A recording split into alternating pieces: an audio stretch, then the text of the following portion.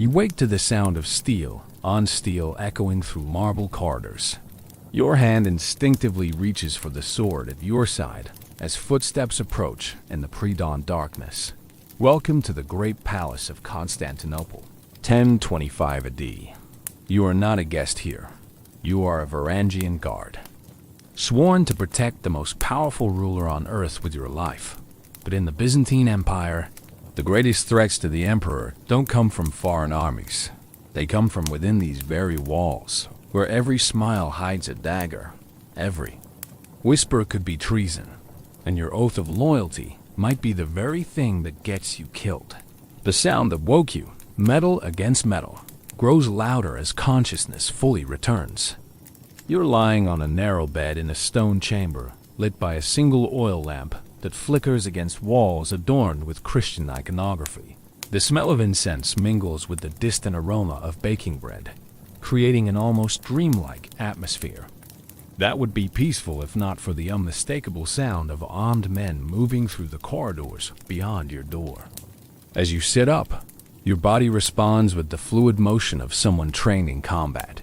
Your hand finds the hilt of a sword, not the crude iron blade of a northern warrior, but a finely crafted weapon of steel and gold that speaks to the wealth and sophistication of the empire you now serve. The weight feels familiar, though you have no memory of learning to use it. Your reflection in the polished bronze mirror mounted on the wall shows a face weathered by northern winds, with the pale skin and light hair of someone born far from these Mediterranean shores. You're wearing a purple tunic marked with the double-headed eagle of Byzantium, and over it, a mail shirt that gleams despite its obvious age. This is the uniform of the Varangian Guard, the elite foreign mercenaries who serve as the emperor's personal bodyguards. The footsteps in the corridor pause outside your door, followed by 3 sharp knocks in a pattern you somehow recognize as the signal used by the palace guard. A voice speaks in the Greek that somehow you understand perfectly, despite knowing you should speak only the Norse of your homeland. Guard Olafsson, the captain requires your presence in the armory. Dawn approaches, and the emperor will soon require his protection. You respond automatically, your voice carrying the authority of someone accustomed to military discipline. I'll be there immediately. As you strap on your armor and weapons, fragments of memory begin to surface. You remember arriving in Constantinople months ago, part of a company of northern warriors seeking service in the legendary Varangian Guard. The journey south through the rivers of Rus, the first glimpse of the city's massive walls, the oath of loyalty sworn before Emperor Basil II himself. It all feels real, though you know it can't be. The corridor outside your chamber stretches in both directions, its walls lined with marble columns that support a vaulted ceiling painted with scenes of Byzantine victories. Oil lamps provide pools of warm light that chase back the pre-dawn darkness, and the air carries the constant background sound of a palace that never truly sleeps. You make your way toward the armory, passing other guards beginning their morning routines. Some nod in recognition. You're clearly not a newcomer here, while others eye you with the wariness that seems endemic in a place where political intrigue is as common as morning prayers. The Great Palace of Constantinople is unlike anything from your supposed homeland, where northern halls are built for warmth and defense against harsh winters. This complex sprawls across acres of terraced gardens, marble courtyards, and interconnected buildings that house everything from imperial apartments to administrative offices to the workshops of the empire's finest craftsmen. Gold leaf gleams from every surface. Mosaics tell stories of imperial triumph, and the very air seems thick with the weight of centuries of power and wealth. This is the center of an empire that stretches from the Danube to the Euphrates, from the Crimea to Crete, and every aspect of the palace's design is meant to remind visitors that they stand in the presence of earthly representatives of divine authority. But beneath the beauty and magnificence, you sense currents of tension that make your hand rest instinctively on your sword hilt. The Varangian Guard exists because Byzantine politics are too dangerous to trust the emperor's safety. To native troops. In an empire where military coup is a recognized form of government transition, foreign mercenaries bound by oath and isolated by language represent the only reliable protection for imperial power. The armory is a vast chamber where hundreds of weapons and armor pieces hang from wooden racks that stretch from floor to ceiling. The air smells of leather oil and steel, and the sound of whetstones against blade edges provides a rhythmic accompaniment to the quiet conversations of guards preparing for their duties. Captain Håkon Ironhand stands at the center of the room, a massive Norwegian who served the Byzantine emperors for 15 years. His beard is streaked with gray. His arms bear the scars of dozens of battles, and his eyes hold the wariness of someone who survived the palace's political intrigues longer than most men survive warfare. "Gather round," he commands in Norse, his voice carrying easily through the armory. "Today brings special challenges that require extra vigilance from all of us." The assembled guards, perhaps 30 men representing the morning shift, move closer. You recognize faces from what feel like shared experiences. Eric the Tall, whose massive frame makes him ideal for ceremonial duties. Dina Swordbreaker, whose quick reflexes have saved the Emperor's life at least twice. Young Bjorn Eriksson, still learning the intricacies of palace protocol after only 3 months in service. Emperor Basil returns from his prayers shortly. After dawn, Captain Håkon continues. He'll be receiving a delegation from the Bulgarian nobles, and the morning audience will include several court officials whose loyalty has been questioned recently. He pauses to let this information sink. In the Byzantine Empire, questioning someone's loyalty is often a prelude to more direct action, and court officials who fall from favor have a tendency to either disappear quietly or attempt to remove the source of their troubles. Additionally, the captain continues, we've received word that Empress Zoe has requested a private audience with the Emperor this afternoon. As you know, the Empress has her own ideas about imperial policy, and these discussions can become heated. You understand the implications immediately. Empress Zoe, Basil's sister-in-law, is known for her beauty, her intelligence, and her absolute ruthlessness in pursuing political objectives. Her private audiences with the Emperor often involve attempts to influence policy through combinations of persuasion, manipulation, and barely concealed threats. Finally, Captain Håkon says, lowering his voice, our intelligence sources report unusual activity in the city.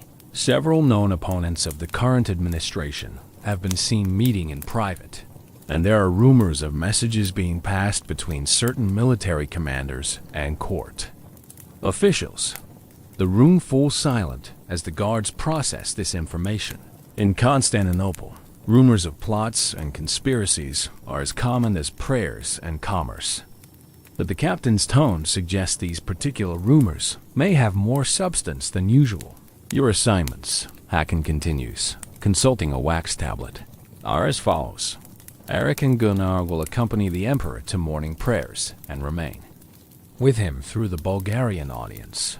Bjorn and Thomas will secure the audience chamber and monitor the Bulgarian delegation. Olafsson, he looks directly at you, and you sense that your assignment will be particularly challenging. You'll be stationed in the corridor outside the Emperor's private study during his afternoon meeting with Empress Zoe. Your task is to ensure privacy while remaining alert for any signs of disagreement that might require intervention. The other guards exchange glances that suggest this assignment is considered especially hazardous. Standing guard during Imperial. Family discussions means witnessing conversations that could be treasonous if overheard by the wrong people, while also being responsible for protecting Imperial persons who might be plotting against each other. Remember, Captain Håkon concludes, our oath is to protect the Emperor's person, not to judge his policies or family relationships. We see nothing, hear nothing, and speak of nothing unless directly asked by His Majesty.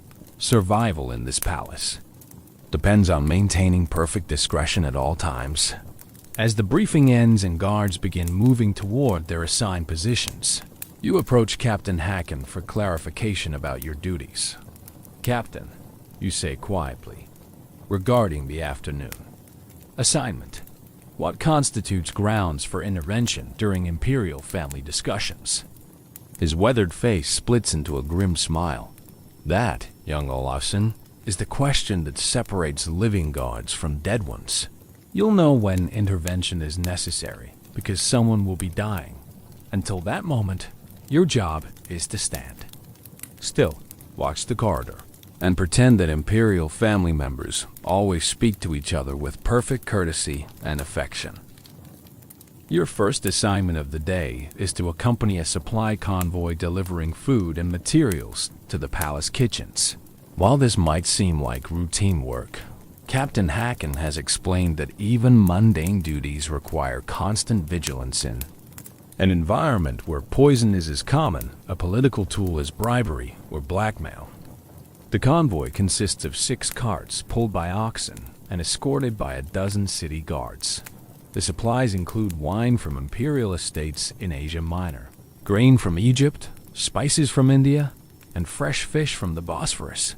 The variety and quality of food destined for the imperial table reflects the vast reach of Byzantine trade networks and the enormous wealth concentrated in the capital. As you walk alongside the lead cart, you observe the complex security procedures required for even basic supply deliveries. Each cart is inspected by different officials. Food samples are tested by palace physicians, and every person involved in the delivery process must be vouched for by established merchants or court officials. "The Emperor's enemies," explains Demetrius, the chief palace steward who's overseeing the delivery, understand that direct military assault on the palace is nearly impossible. Poisoning food or drink offers a much more subtle approach to regime change. Demetrios is a eunuch, one of the castrated men who hold many of the administrative positions in the Byzantine government. His high voice and hairless face give him an androgynous appearance that's both distinctive and somehow unsettling. But his intelligence and administrative skills have made him indispensable to palace operations. In the past 5 years, he continues as you watch guards testing wine samples. We've intercepted at least dozens serious poisoning attempts. Some involved corrupted suppliers. Others used palace staff who had been bribed or coerced. The variety of poisons available in Constantinople's markets makes detection extremely difficult. The testing process involves feeding small samples to specially trained animals, waiting for reactions, and then having palace physicians perform additional tests using methods that seem part science and part superstition. The delays mean that fresh food often arrives at the imperial table several hours after preparation, but the alternative, risking the emperor's life, is unacceptable. As the morning progresses, you witness the incredible complexity of maintaining security in a palace that houses not just the imperial family, but hundreds of courtiers, administrators, servants, and guards. Every person represents a potential security risk. Every interaction could conceal hostile intent, and every routine procedure must be carried out with the assumption that someone is trying to exploit it for treacherous purposes. The Bulgarian delegation arrives at mid-morning, consisting of 5 nobles dressed in elaborate costumes that blend Byzantine and Slavic elements. They're accompanied by their own guards, men whose weapons have been peace-bonded, but who clearly represent potential threats if diplomatic discussions go poorly. Your position during the audience gives you a clear view of the emperor as he receives the Bulgarian tribute and listens to their requests regarding border disputes and trade agreements. Basil II is a man in his late 60s, with gray hair and the bearing of someone who spent decades making life-and-death decisions for millions of people. Despite his age, the emperor moves with the controlled energy of a warrior. His eyes constantly scan the room, noting the positions of guards, the expressions of courtiers, and the body language of the Bulgarian delegates. Even while conducting complex diplomatic negotiations, he remains alert to potential threats from any direction. The audience proceeds smoothly, with ritual exchanges of gifts, formal presentations of requests, and carefully diplomatic responses that commit the empire to nothing while maintaining the appearance of imperial concern for Bulgarian interests. But you notice subtle tensions beneath the ceremonial politeness. One of the Bulgarian nobles, a younger man with the calloused hands of a sword fighter, keeps glancing toward the guards rather than focusing on diplomatic protocol. His attention seems particularly drawn to the positioning of Varangian guards and the locations of the chamber's exits. Another delegate, an older man with the soft appearance of someone more comfortable in council chambers than battlefields, repeatedly touches a small leather pouch attached to his belt. The gesture could be nervousness, but in a palace where poisoning attempts are routine, any unusual behavior by foreigners receives careful attention. The audience concludes without incident, but as the Bulgarians are escorted from the chamber, you catch a fragment of conversation in their own language. While you don't understand the words, the tone suggests disagreement about something that went beyond the official diplomatic agenda. The afternoon brings your most challenging assignment: standing guard during Empress Zoe's private audience with Emperor Basil. The meeting takes place in the Emperor's personal study, a chamber lined with maps, scrolls, and religious icons that reflect both his temporal power and his spiritual responsibilities. Your position in the corridor outside allows you to hear the conversation clearly, while maintaining the fiction that imperial family discussions are private. The contradiction: being responsible for security while pretending not to witness what you're guarding, perfectly illustrates the complex loyalties required of palace guards. Empress Zoe arrives precisely on time, accompanied by her own retinue of attendants and advisors. She's a woman of perhaps 40 years, with the kind of beauty that comes from careful maintenance rather than natural gifts. Her clothing is magnificent. Silk embroidered with gold thread, jewelry that includes pearls from the Indian Ocean and emeralds from Egypt. But her most striking feature is her intelligence, which radiates from dark eyes that seem to calculate the political implications of every gesture. "Brother," she says as she enters the study, using the familial address that emphasizes her position while subtly challenging the emperor's authority. "I trust you've had time to consider my proposal regarding the Italian campaigns." The proposal she's referring to involves a complex plan to expand Byzantine control in southern Italy through a combination of military pressure and diplomatic alliances. The plan is militarily sound and potentially profitable, but it would also require enormous resources and could trigger conflicts with both the Holy Roman Empire and various Italian city-states. "Zoe," the emperor replies with the careful neutrality he uses when discussing policy with someone who might become an enemy. "The Italian situation requires careful consideration of factors beyond immediate military advantages. What follows is a conversation that operates on multiple levels simultaneously. On the surface, it's a policy discussion between imperial family members. Beneath that, it's a political negotiation between rivals for influence over imperial decisions. At the deepest level, it's a contest of wills between two highly intelligent people who understand that the outcome could determine the future direction of the empire. The Italian cities are weakening," Zoe argues, spreading maps across the emperor's desk. "Our intelligence reports indicate that several are willing to accept Byzantine protection in exchange for favorable trade agreements. The opportunity exists now, but it may not last beyond this campaign season." Her argument is compelling, supported by detailed intelligence and careful analysis of military capabilities. But you notice that her presentation emphasizes potential gains while minimizing risks. And several of her key assumptions about enemy responses seem overly optimistic. Emperor Basil responds with questions that probe the weaknesses in her proposal. What about supplies for extended campaigns? How do we maintain control over conquered territory while defending our existing borders? What happens if the Italian intervention triggers a coordinated response from our enemies in the north? The discussion continues for over an hour, with both participants demonstrating the kind of strategic thinking that's required to govern an empire spanning 3 continents. But as the conversation progresses, you begin to notice signs of tension that go beyond policy disagreements. Empress Zoe's voice carries subtle hints of frustration when the Emperor raises objections to her proposals. Her body language becomes more aggressive, leaning forward, gesturing emphatically, occasionally touching his arm in ways that could be interpreted as either familial affection or subtle intimidation. Emperor Basil, meanwhile, maintains careful emotional distance while systematically dismantling the weakest points of her arguments.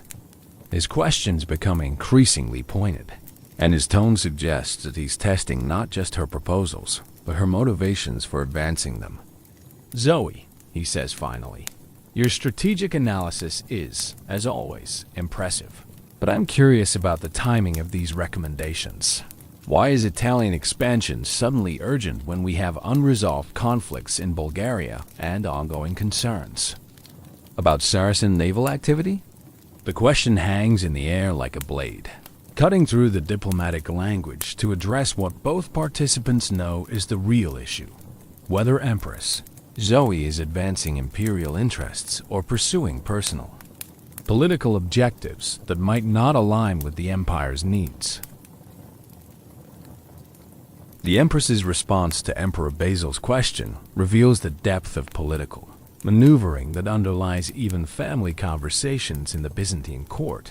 Her smile becomes more calculated, and when she speaks, her words carry implications that extend far beyond military strategy. "Brother, you speak of timing as if political opportunities operate according to administrative convenience. The Italian situation presents advantages that may disappear if we fail to act decisively. More importantly, successful expansion would strengthen the empire's position against enemies who are currently viewing our caution as weakness." The reference to enemies viewing imperial caution as weakness is a barely veiled criticism of Basil's recent diplomatic approach to several international challenges. By framing inaction as a potential security risk, she's attempting to maneuver him into a position where refusing her proposal could be characterized as endangering the empire. But Emperor Basil has survived decades of Byzantine politics by recognizing manipulation when he encounters it. His response demonstrates why he's maintained power longer than most Byzantine rulers managed to keep their lives. Interesting perspective. Zoe, of course, one could equally argue that premature military commitments might signal desperation rather than strength. Our enemies might interpret aggressive expansion as evidence that we lack confidence in our ability to defend existing territories. The conversation has now moved completely away from military strategy toward a more fundamental contest about imperial decision-making authority. Both participants understand that the Italian campaign is just the current battleground in an ongoing struggle over who really controls Byzantine policy. As you stand guard in the corridor, listening to this exchange, you begin to understand why. Captain Hacken warned about the dangers of your assignment. You're witnessing a conversation that could be interpreted as treason, depending on how subsequent events unfold. If Empress Zoe eventually moves against Emperor Basil, your knowledge of her arguments could make you either a valuable witness or a dangerous liability. The political stakes become even higher when Empress Zoe introduces a new element into the discussion. "Basil, I should mention that several military commanders have approached me privately to express their concerns about the Empire's current strategic direction. They're not questioning your authority, of course, but they are worried about missed opportunities and the long-term implications of excessive caution." This statement is effectively a threat disguised as helpful information by mentioning that military commanders are discussing imperial policy with her rather than with the emperor directly. She's implying that her influence with the army might be stronger than his. In an empire where military support determines political survival, this kind of influence represents a direct challenge to imperial authority. Emperor Basil's response is immediate and decisive. Zoe, I'm sure you understand that military commanders who discuss imperial policy with anyone other than the emperor himself are violating their oaths of loyalty. I trust you advise them to bring their concerns directly to me. The temperature in the room seems to drop several degrees as both participants recognize that the conversation has crossed into explicitly dangerous territory. Empress Zoe has essentially revealed that she's been conducting parallel diplomatic relationships with military leaders, while Emperor Basil has reminded her that such relationships constitute treason. Of course, brother, she replies smoothly. I told them exactly that. I'm simply keeping you informed about conversations that I thought you should know about. But the damage has been done. Both participants now understand that they're engaged in something more serious than policy disagreement. The conversation continues for another 20 minutes, but the focus shifts to face-saving maneuvers that allow both parties to withdraw without open confrontation. When Empress Zoe finally leaves, her departure is accompanied by the kind of elaborate courtesies that usually signal barely controlled hostility. She kisses the Emperor's hand with perfect form, while her eyes promise future conflicts. He responds with equally formal politeness that contains its own warnings about the consequences of disloyalty. As you escort her retinue from the imperial study, you notice that several of her advisors appear nervous in ways that suggest they understand the political implications of what just occurred. One, a middle-aged man with the soft appearance of a career bureaucrat, keeps glancing back toward the Emperor's chambers as if expecting immediate retaliation. Another, a younger man with the bearing of someone from a military background, walks. With the careful alertness of someone preparing for conflict, his hand rests casually near his weapon, and his eyes constantly scan the corridors for potential threats or opportunities. The afternoon's events have given you a crash course in the complexities of Byzantine palace politics, where family relationships, military strategy, religious authority, and personal ambition combine in ways that make every conversation potentially treasonous and every alliance potentially fatal. As the afternoon shifts toward evening, you're summoned to Captain Hakon's private chambers for what he calls a situation briefing. The captain's quarters reflect his status as commander of the Varangian Guard. Larger than ordinary guard accommodations, but still spartanly furnished with weapons, armor, and the few personal possessions of a man whose loyalty belongs to the Empire rather than to accumulated wealth. Olafsson, he says as you enter. Your afternoon assignment provided you with information that needs to be processed carefully. What did you observe during the Imperial family meeting? The question puts you in exactly the position Captain Hakon warned about during the morning briefing. Being responsible for reporting on conversations you're supposed to pretend you didn't hear. Your response could affect not just your own position, but the broader political balance within the palace. Captain, you reply carefully, I observed a policy discussion that became somewhat heated. Empress Zoe proposed military action in Italy, and Emperor Basil raised questions about timing and resources. The conversation concluded without resolution. Captain Hakon nods approvingly at your deliberately vague summary. Anything else that might affect palace security? This is the crucial question. Do you report Empress Zoe's mention of military commanders discussing imperial policy with her, rather than with the Emperor? Such information could be vital for protecting Emperor Basil from potential military coup.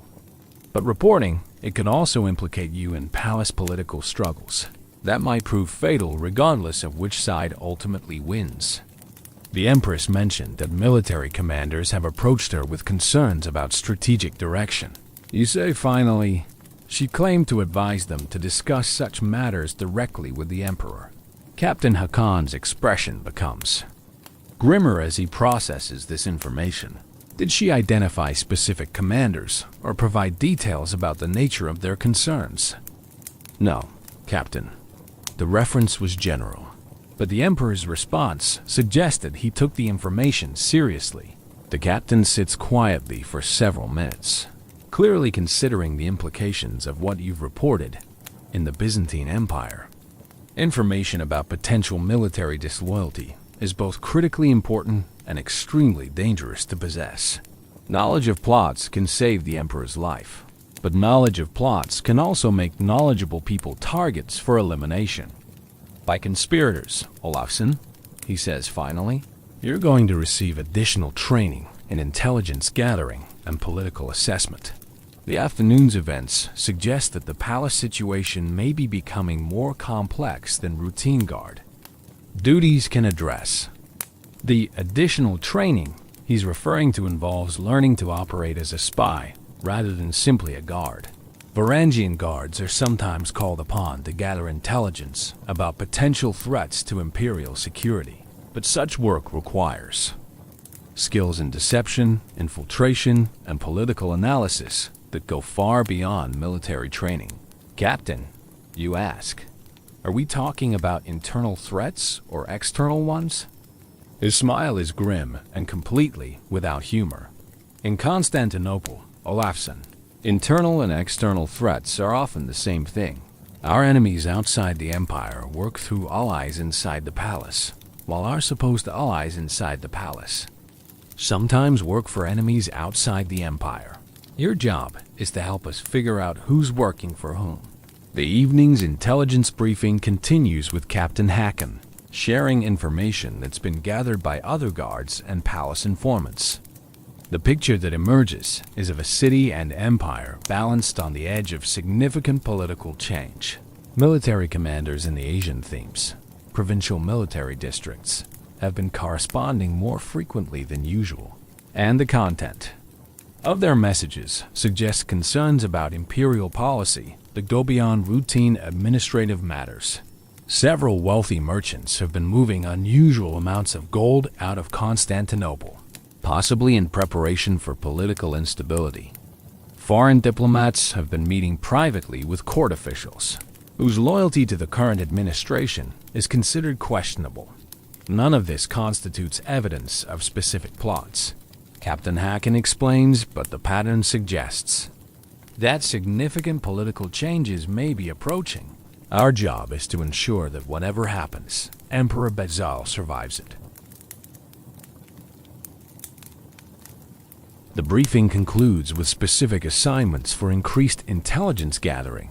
You'll be attending evening court functions, not just as security, but as an observer whose job is to note unusual conversations, suspicious meetings, and anything else that might indicate plotting against imperial authority. Remember, Captain Hacken warns as you prepare to leave. Intelligence work in the palace is even more dangerous than guard duty. A guard who fails in his duties gets killed by enemies. A spy who gets discovered gets killed by friends and enemies both. The evening court session takes place in the Grand Reception Hall, a vast chamber whose marble columns support a dome painted with scenes of Christ blessing Byzantine victories over various enemies. Gold leaf covers every surface that isn't decorated with precious stones, and the air is thick with incense that carries hints of myrrh, frankincense, and other aromatics imported from across the empire's far-flung trade networks. Your position during the evening session allows you to observe the complex social dynamics that govern palace life. The court includes not just imperial family members and government officials, but also foreign diplomats, wealthy merchants, church leaders, and representatives from various provincial themes who have business with the central administration. Each group operates according to its own protocols and pursues its own objectives, but all are united by the need to maintain favor with imperial authority while advancing their particular interests. The result is a social environment where every conversation contains multiple layers of meaning, and every gesture could be interpreted as either submission or subtle challenge to imperial power.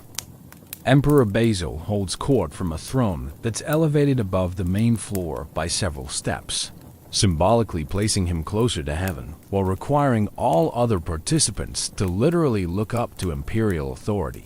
The ceremonial aspects of court sessions are designed to reinforce the divine nature of imperial power.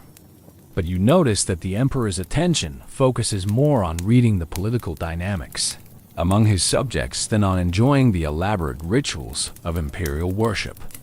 Empress Zoe presides over her own smaller circle of courtiers near the main throne, creating a separate center of attention that subtly challenges the emperor's monopoly on court focus. Her followers include several military officers, wealthy court ladies, and ecclesiastical officials whose loyalty to her rather than to the emperor is obvious from their body language and seating arrangements. The tension between these two power centers creates opportunities for the intelligence gathering that Captain Hacken has requested.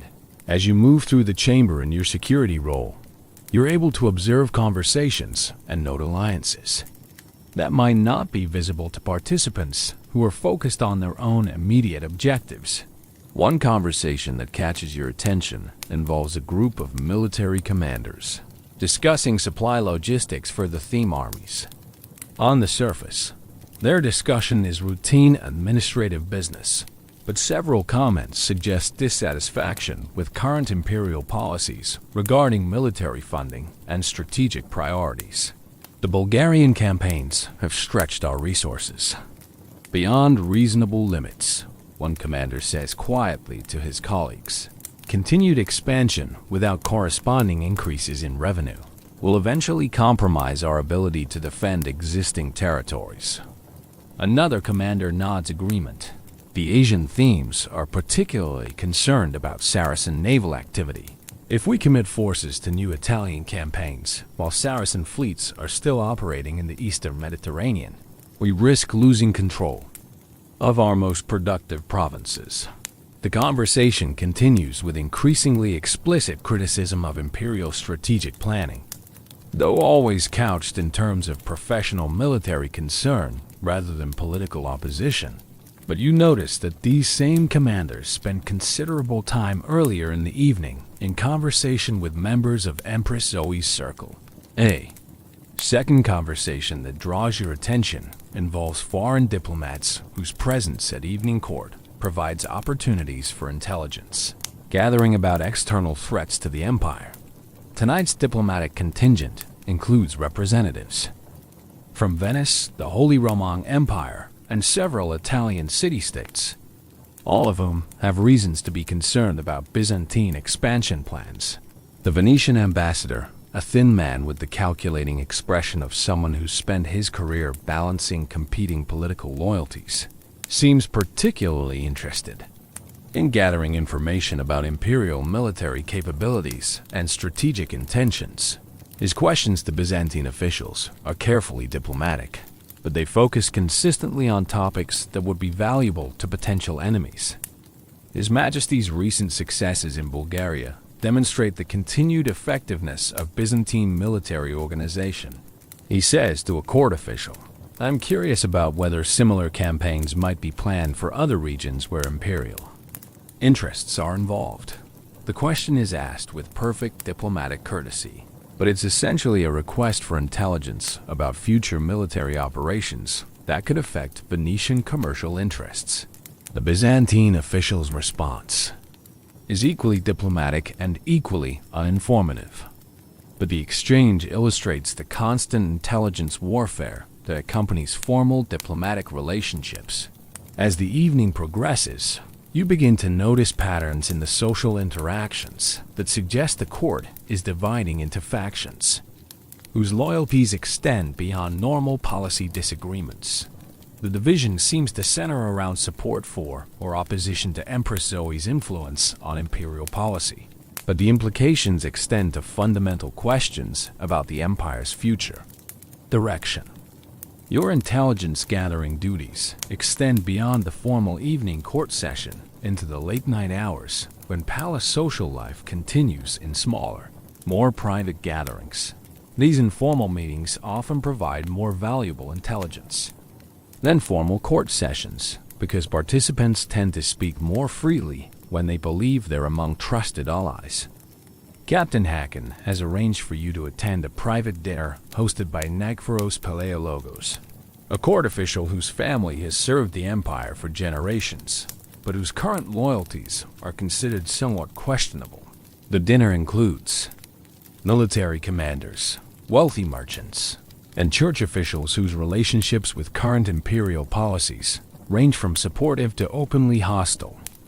The dinner takes place in Palaiologos' private apartments, which are luxuriously furnished with carpets from Persia, silk wall hangings from China, and silver tableware that reflects the vast wealth available to successful court officials. The food includes delicacies from across the empire, wine from Greece, honey from Asia Minor, spices from India, and fresh fish from the Bosphorus. But despite the luxury of the setting, the conversation quickly turns to political topics that would be dangerous to discuss in more public settings. As wine flows and participants become more comfortable with each other, their comments reveal depths of dissatisfaction with current imperial policies that go far beyond normal political disagreement. The empire faces challenges that require new approaches, Palaiologos says as he raises his wine cup in a toast. Traditional methods may no longer be adequate for addressing the complexities of our current situation. The toast is ambiguous, enough to be interpreted as either support for imperial innovation or criticism of imperial traditionalism. But the responses from other participants suggest they understand it as an invitation to express dissatisfaction with Emperor Betrayals. Leadership. The military situation in particular requires fresh thinking, adds Commander Stefanos Skleros, a man whose family has commanded theme armies for 3 generations. Current strategic priorities may not adequately address the threats we're actually facing. As the evening progresses, the conversation becomes increasingly explicit in its criticism of imperial policies and increasingly specific in its suggestions for alternative approaches. Several participants express support for Empress Zoe's proposals regarding Italian expansion, while others argue for completely different strategic priorities that would represent fundamental changes in imperial foreign policy. More significantly, several comments suggest that the participants have been meeting regularly to discuss these issues and may be coordinating their positions in ways that approach organized political opposition. References to our previous discussions and the points we agreed on last week indicate that tonight's dinner is part of an ongoing series of meetings rather than a spontaneous gathering of concerned officials. Your role as a guard provides perfect cover for intelligence gathering because participants expect guards to be present for security reasons, while assuming that foreign mercenaries are unlikely to understand or care about Byzantine political subtleties. The combination allows you to observe conversations the participants would never conduct in front of someone they considered a potential informant. The most damaging revelation comes near midnight, when the wine has loosened tongues, and participants have apparently forgotten that discretion might be advisable even among trusted allies. The question, says Palaiologos, lowering his voice but not enough to prevent you from hearing clearly, is whether we can accomplish necessary changes through influence and persuasion, or whether more direct action will be required. The phrase, more direct action, in the context of Byzantine politics, can only mean one thing: the removal of Emperor Bizal through assassination or forced abdication. The casual way Palaiologos raises this possibility suggests that the idea has been discussed seriously among the participants. Commander Skleros responds with equal directness. Direct action would require military support that we don't currently possess. The theme armies remain loyal to the Emperor, and the Varangian Guard has shown no signs of wavering in their oath. The reference to the Varangian Guard catches your attention immediately. If conspirators are discussing the loyalty of your unit, It means they've considered the practical requirements for a successful coup and recognized that foreign mercenaries represent a major obstacle to their plans. The Guard's loyalty is based on personal oath rather than political conviction. Paleologos replies, under different circumstances with different leadership, their loyalty might be redirected toward imperial stability rather than toward specific individual. This comment reveals that the conspirators have thought seriously about how to neutralize or co-opt the Varangian Guard as part of their plans for regime change. The implications for your own safety and that of your fellow guards are obvious and terrifying. The conversation continues past midnight, but subsequent comments focus more on coordination of future meetings and agreement about maintaining secrecy. As the gathering breaks up, you realize that you've gathered intelligence about a serious plot against Emperor Basil's life and throne. The question now becomes how to report this information without exposing yourself to retaliation from conspirators, who obviously have significant resources and political connections throughout the palace hierarchy. Dawn finds you standing guard at your regular post, but your mind is consumed by the intelligence you gathered during the previous night's dinner. The evidence of a conspiracy against Emperor Basil is clear and specific, but reporting it will require exposing yourself as an imperial informant in ways that could prove fatal if the conspiracy succeeds. The dilemma illustrates one of the fundamental challenges facing foreign mercenaries in Byzantine service. Your oath of loyalty to the emperor is absolute and unbreakable, but your survival depends on maintaining relationships with court officials who may themselves be plotting against imperial authority. Navigating these conflicting loyalties requires political sophistication that most warriors never develop.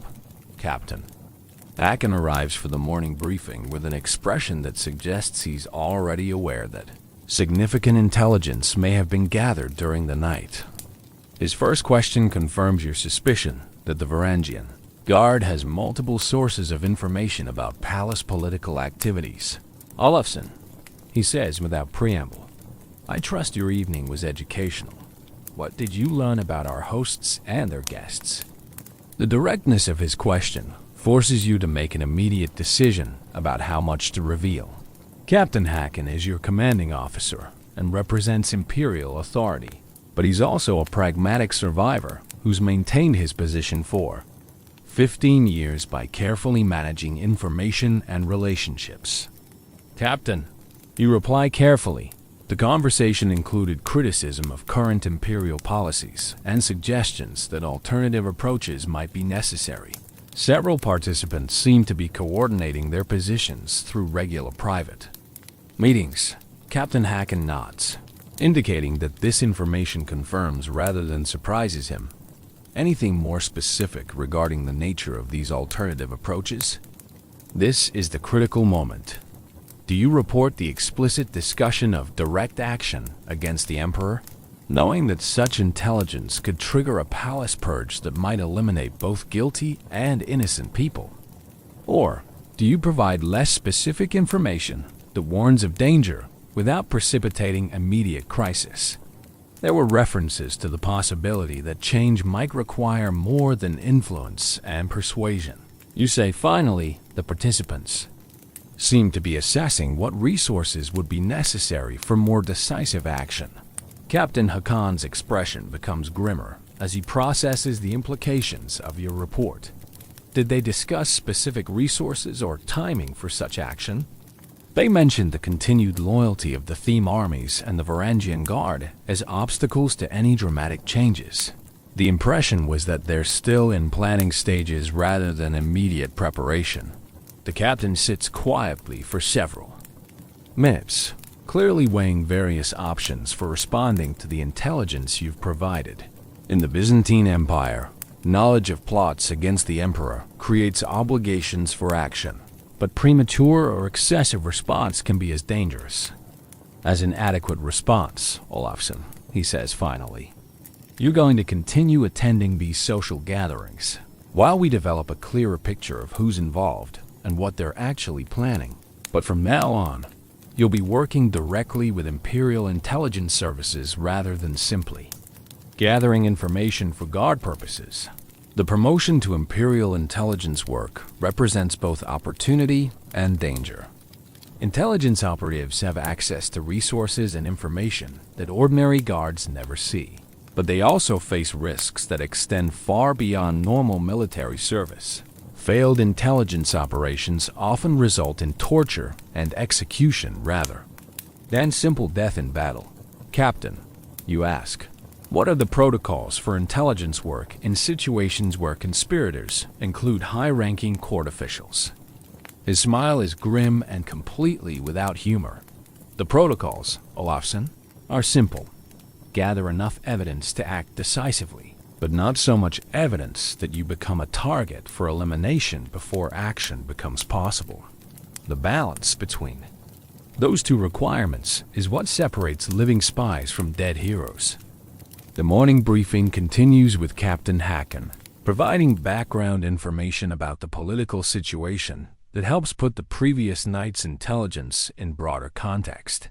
The conspiracy you've discovered is apparently part of a larger pattern of discontent that includes military commandos, court officials, wealthy merchants, and even some church leaders.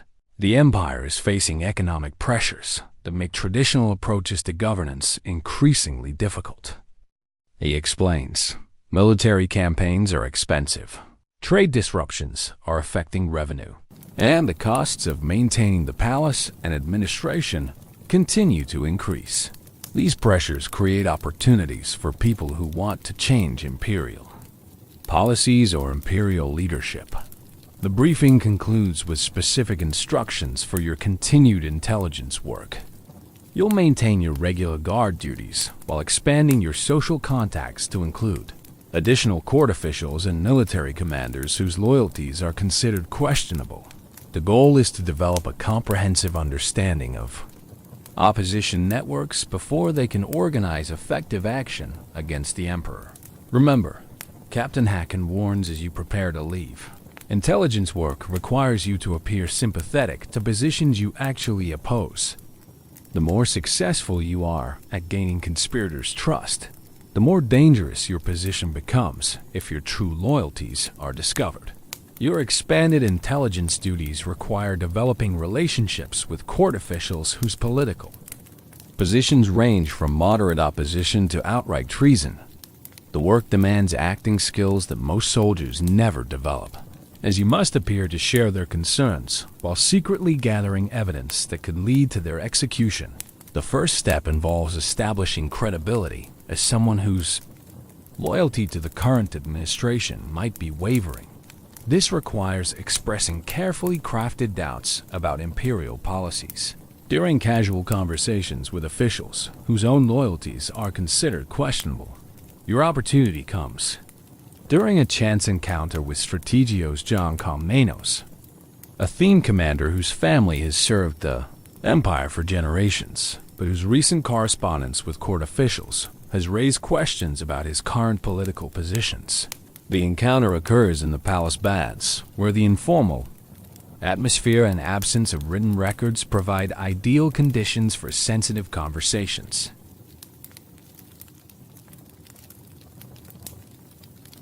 Guard Olafsson, Komnenos says as you settle into the warm water. I understand you've been attending some interesting social gatherings recently. I'm curious about your impressions of current court discussions. The question is a probe designed to determine your political sympathies and assess whether you might be sympathetic to opposition positions. Your response will establish whether you're treated as a potential ally or remained at arm's length as a possible imperial informant. Strategios, you reply carefully. The conversations I've heard suggest that many experienced officials have concerns about current imperial policies. As a foreigner, I may not fully understand the complexities, but some of the concerns seem reasonable. Komnenos nods approvingly at your response. Foreign perspective can sometimes be valuable precisely because it's not constrained by traditional assumptions. What concerns have impressed you as most significant? The conversation continues for over an hour, with Komnenos gradually revealing his own dissatisfaction with imperial policies while testing your willingness to express similar views. By the end of the discussion, you've established yourself as bestiaries, someone whose loyalty to the current administration is open to question without committing yourself to any specific opposition positions. More importantly, Komnenos has invited you to attend a private gathering at his home the following week where like-minded individuals discuss current events and their implications for the empire's future. The invitation represents successful infiltration of opposition networks, but it also increases your personal danger if your true loyalties are discovered. Your intelligence work expands over the following days to include conversations with additional court officials, military commanders, and wealthy merchants whose activities suggest possible involvement in opposition networks. Each conversation requires careful balance between appearing sympathetic to their concerns while avoiding commitment to specific actions that would compromise your true loyalty to the emperor. The pattern that emerges from these conversations confirms Captain Hagan's assessment that opposition to current imperial policies is widespread and increasingly organized. The conspiracy you initially discovered appears to be part of a broader network that includes officials throughout the palace hierarchy and commanders from several theme armies. More disturbing is evidence that opposition activities include contact with foreign powers who might benefit from Byzantine political instability. Several conversations include references to external friends who are interested in supporting necessary changes within the empire. Such foreign involvement transforms what might otherwise be considered domestic political opposition into treason that threatens imperial security. The most significant breakthrough comes during a private dinner at Commander Komnes's residence, where you're introduced to a network of officials whose coordination suggests that opposition planning has progressed far beyond theoretical discussions of policy alternatives. The situation requires action within the next few months, explains Nikephoros Palaiologos, who's apparently one of the conspiracy's leaders. Current policies are creating problems that will become irreversible if allowed to continue much longer. The reference to specific timing indicates that the conspiracy has moved from planning to operational preparation, combined with earlier references to external support and assessments of military resources. The evidence suggests that a coup attempt may be imminent. Your challenge now becomes gathering enough additional intelligence to allow imperial forces to act preemptively while avoiding detection by conspirators who are obviously sophisticated in their planning and security measures. The most dangerous revelation from your continued intelligence gathering involves evidence that the conspiracy against Emperor Basil includes coordination with foreign powers who view Byzantine political instability as an opportunity to advance their own strategic objectives. During a particularly sensitive conversation at Commander Komnes's residence, you learn that opposition planning includes promises of external military support if needed. Our friends in the West have indicated their willingness to provide assistance if the situation requires it. Palaiologos mentions during a discussion of contingency planning, they understand that changes in imperial leadership might create opportunities for mutually beneficial arrangements. The friends in the West reference could apply to several potential enemies of the Byzantine Empire, including the Holy Roman Empire, various Italian city-states, or even emerging Norman powers. In southern Italy, any foreign involvement in Byzantine internal politics represents a fundamental threat to imperial security that goes far beyond normal court intrigue. Commander Komnenos provides additional details that clarify the extent of foreign involvement. The preliminary discussions include considerations of policy adjustments and diplomatic arrangements. In exchange, our external contacts would provide political support if internal changes encounter difficulties. This information reveals that the conspiracy involves not just political change but diplomatic concessions that could affect Byzantine interests. The conspirators are apparently willing to compromise imperial positions in exchange for foreign backing for their political movement. Your intelligence gathering becomes more dangerous as you probe for specific details about foreign alliances and military commitments. The conversations require you to express interest in operational planning while avoiding questions that might reveal your true purpose in gathering such information. The coordination with external eyes raises interesting questions about timing. You say during one conversation, "How do we ensure that foreign support arrives when needed without creating security risks through premature exposure?" Commander Komnenos responds with information that confirms concerns about foreign involvement. Communication arrangements have been established through various channels that operate throughout the region. Messages can be passed between Constantinople and external contacts, allowing for coordination when circumstances require it. The existence of communication networks indicates that the conspiracy has been in development for some time. The level of organization suggests that any political action, when it comes, will be coordinated. More disturbing is evidence that foreign allies have been gathering intelligence about Byzantine military capabilities and political vulnerabilities through the same networks being used for conspiracy coordination. Several references suggest that external enemies possess detailed information about theme army deployments, palace security measures, and the political loyalties of key officials. Our allies have been most helpful in providing assessments of current military situations. Paleologos notes during one conversation, their intelligence about theme army capabilities has been particularly valuable for planning purposes.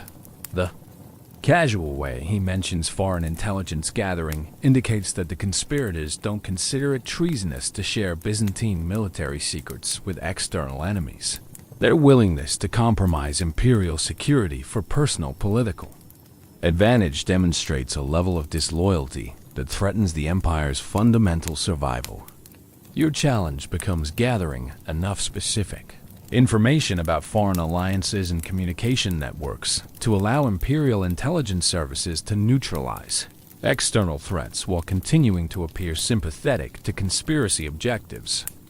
The balance becomes increasingly precarious as conspirators begin discussing operational details that require more active participation than passive intelligence gathering. Olafsson, Commander Komnenos, says during a private conversation after one gathering, "Your military background might be valuable for assessing certain logistical challenges we're facing. Would you be willing to provide professional opinions about security arrangements for sensitive operations?" The request represents both opportunity and danger. Providing professional opinions could give you access to detailed operational planning that would be invaluable for imperial intelligence purposes.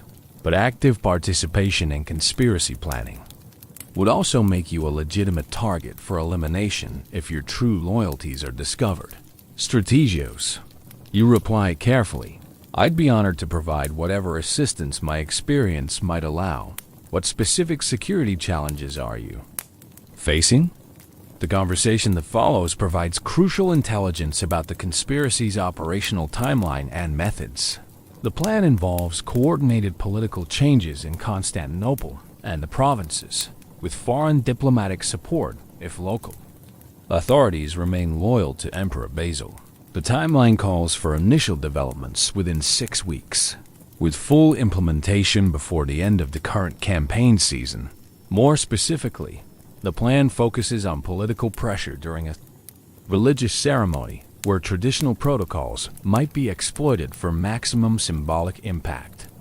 The religious setting is chosen for its ceremonial significance in demonstrating imperial authority. As you leave Commander Komnes's residence with this crucial intelligence, you realize that your infiltration of the conspiracy has succeeded beyond Captain Hakan's expectations. But you also realize that your continued survival depends on reporting the intelligence quickly enough to allow preventive action while avoiding detection by conspirators who are obviously sophisticated in their operational security.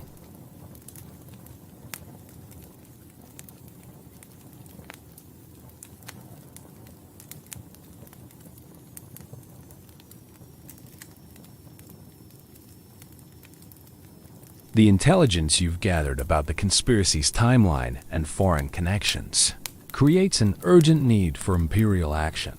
But reporting the information safely requires careful coordination with Captain Hacken and Imperial Intelligence Services.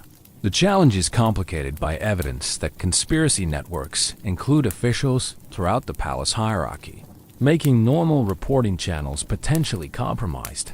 Your next morning briefing with Captain Hacken takes place in a secure location within the Varangian Guard quarters, where conversations can be conducted without risk of surveillance by palace informants. The captain's expression when you provide detailed intelligence about foreign involvement and operational timelines confirms that the situation has become more serious than anyone anticipated. Olafsson, he says after you complete your report, the information you've gathered indicates that we're facing not just palace intrigue, but coordinated attack on imperial security by foreign enemies. The response will require resources beyond normal guard capabilities. The resources beyond normal guard capabilities reference means that Imperial Intelligence Services, theme army commanders, and possibly the Emperor himself will be involved. In planning the response to conspiracy activities, your intelligence work has uncovered a threat serious enough to require the highest levels of Imperial attention. Captain, you ask, what are the protocols for protecting intelligence sources when response operations begin? Several conspirators specifically mention my potential usefulness for operational planning. His expression becomes grimmer as he considers the implications of your question. Intelligence sources who've penetrated opposition networks deeply enough to gather operational details are usually considered too valuable to preserve if their exposure would compromise response operations. Your survival may depend on the conspiracy being neutralized before your continued infiltration becomes necessary. The blunt assessment of your expendability illustrates the harsh realities of intelligence work in the Byzantine Empire. Sources who gather crucial information about threats to imperial security often become casualties of the operations their intelligence makes possible. The briefing continues with Captain Hacken, providing details about response planning that's already begun based on your earlier reports. Imperial Intelligence Services have been investigating the officials you've identified as conspiracy members, and theme army commanders have been quietly warned about potential coup attempts without being given specific details that might compromise ongoing intelligence operations. The problem, Captain Hacken explains, is that premature action against conspiracy members could trigger the coup attempt before we're ready to respond effectively. But delaying action too long risks allowing the conspiracy to achieve operational readiness. The timing dilemma is complicated by evidence that foreign allies are already positioning resources to support the coup attempt. Intelligence reports indicate unusual diplomatic activity between Constantinople and several Western powers, along with suspicious movement of merchant vessels that could be providing communication links or military supplies. Emperor Basil has been briefed on the situation. Captain Hacken continues, and he's authorized whatever measures are necessary to protect imperial security.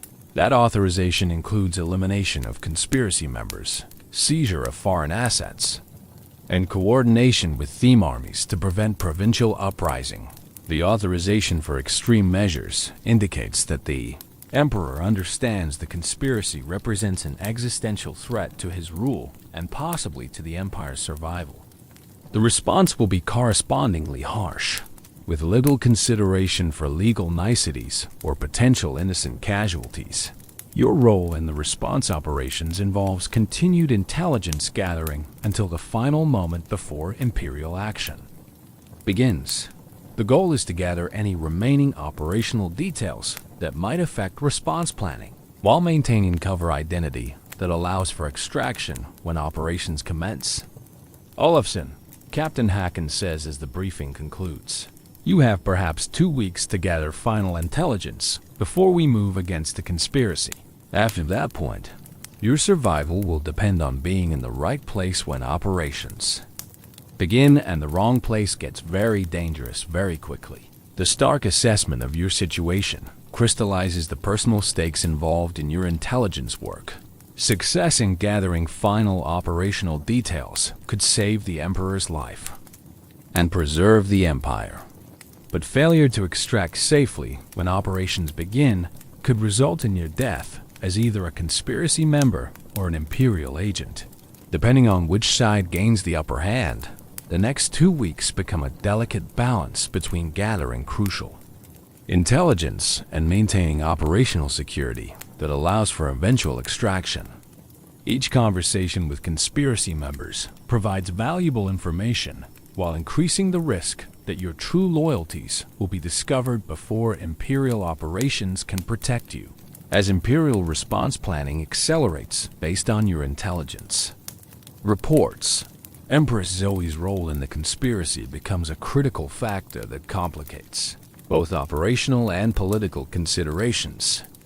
Your continued infiltration of opposition networks provides evidence that the Empress is not just aware of conspiracy activities, but actively coordinating with foreign allies to ensure coup success. The evidence comes during a private meeting at Nikephoros Palaiologos' residence, where Empress Zoe appears as a full participant in operational planning rather than simply a policy advocate whose political positions align with conspiracy objectives. Her presence at such a meeting represents direct treason that could justify immediate arrest and execution under Byzantine law. The religious ceremony provides optimal conditions for initial action, she explains to the assembled conspirators. Because traditional security arrangements focus on external threats rather than internal ones, Palace Guard deployment follows patterns that can be predicted and countered with proper planning. Her detailed knowledge of palace security arrangements indicates that she's been gathering intelligence about imperial protection measures specifically to support coup planning. Such intelligence, gathering by imperial family members, represents a level of betrayal that goes beyond normal political opposition.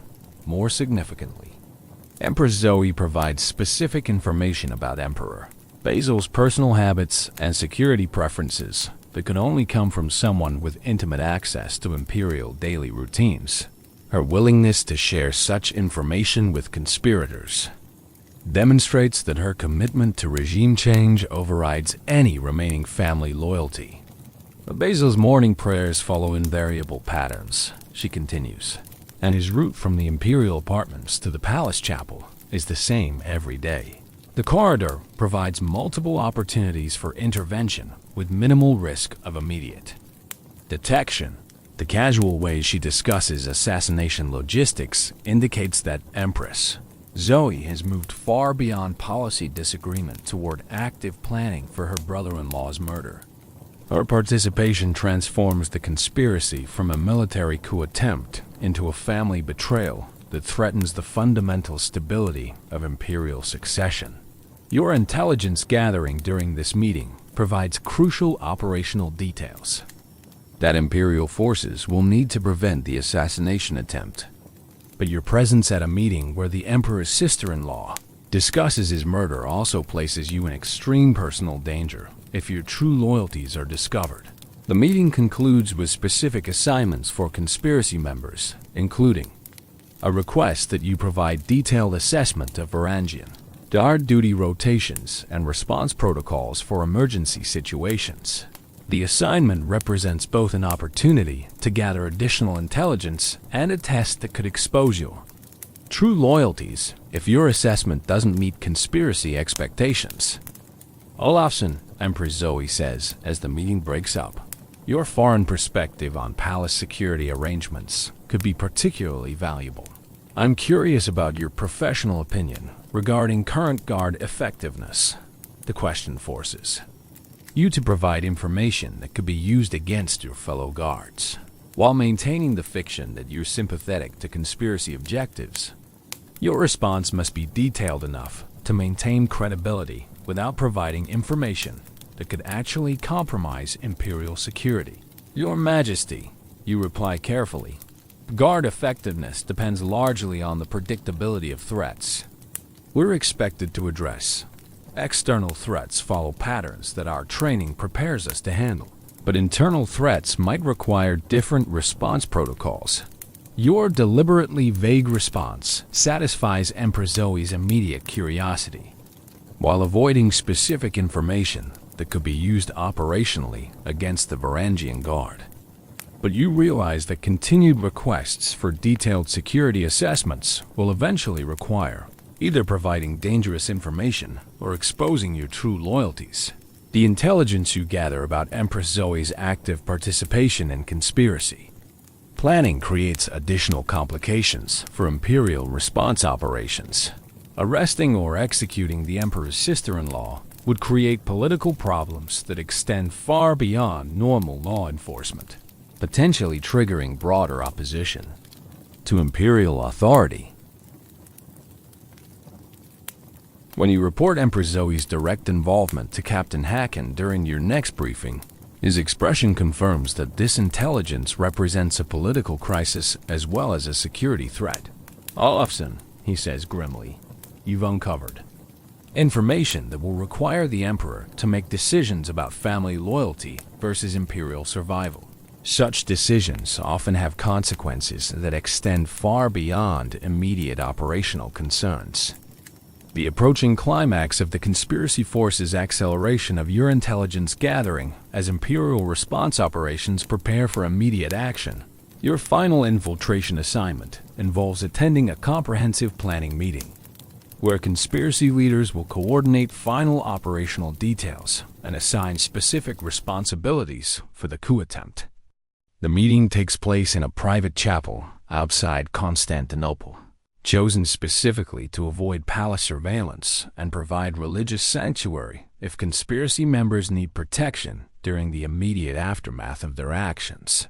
Your invitation to attend represents complete acceptance into the conspiracy's inner circle, but it also places you at maximum personal risk if your true loyalties are discovered. The chapel setting adds an element of religious irony to the proceedings, as conspiracy members gather in a sacred space to plan the murder of an emperor who rules by divine right. The juxtaposition of Christian imagery with treasonous planning creates an atmosphere that's both surreal and deeply unsettling. Empress Zoe presides over the meeting with the authority of someone who considers herself the rightful leader of the conspiracy and potentially the future ruler of the empire.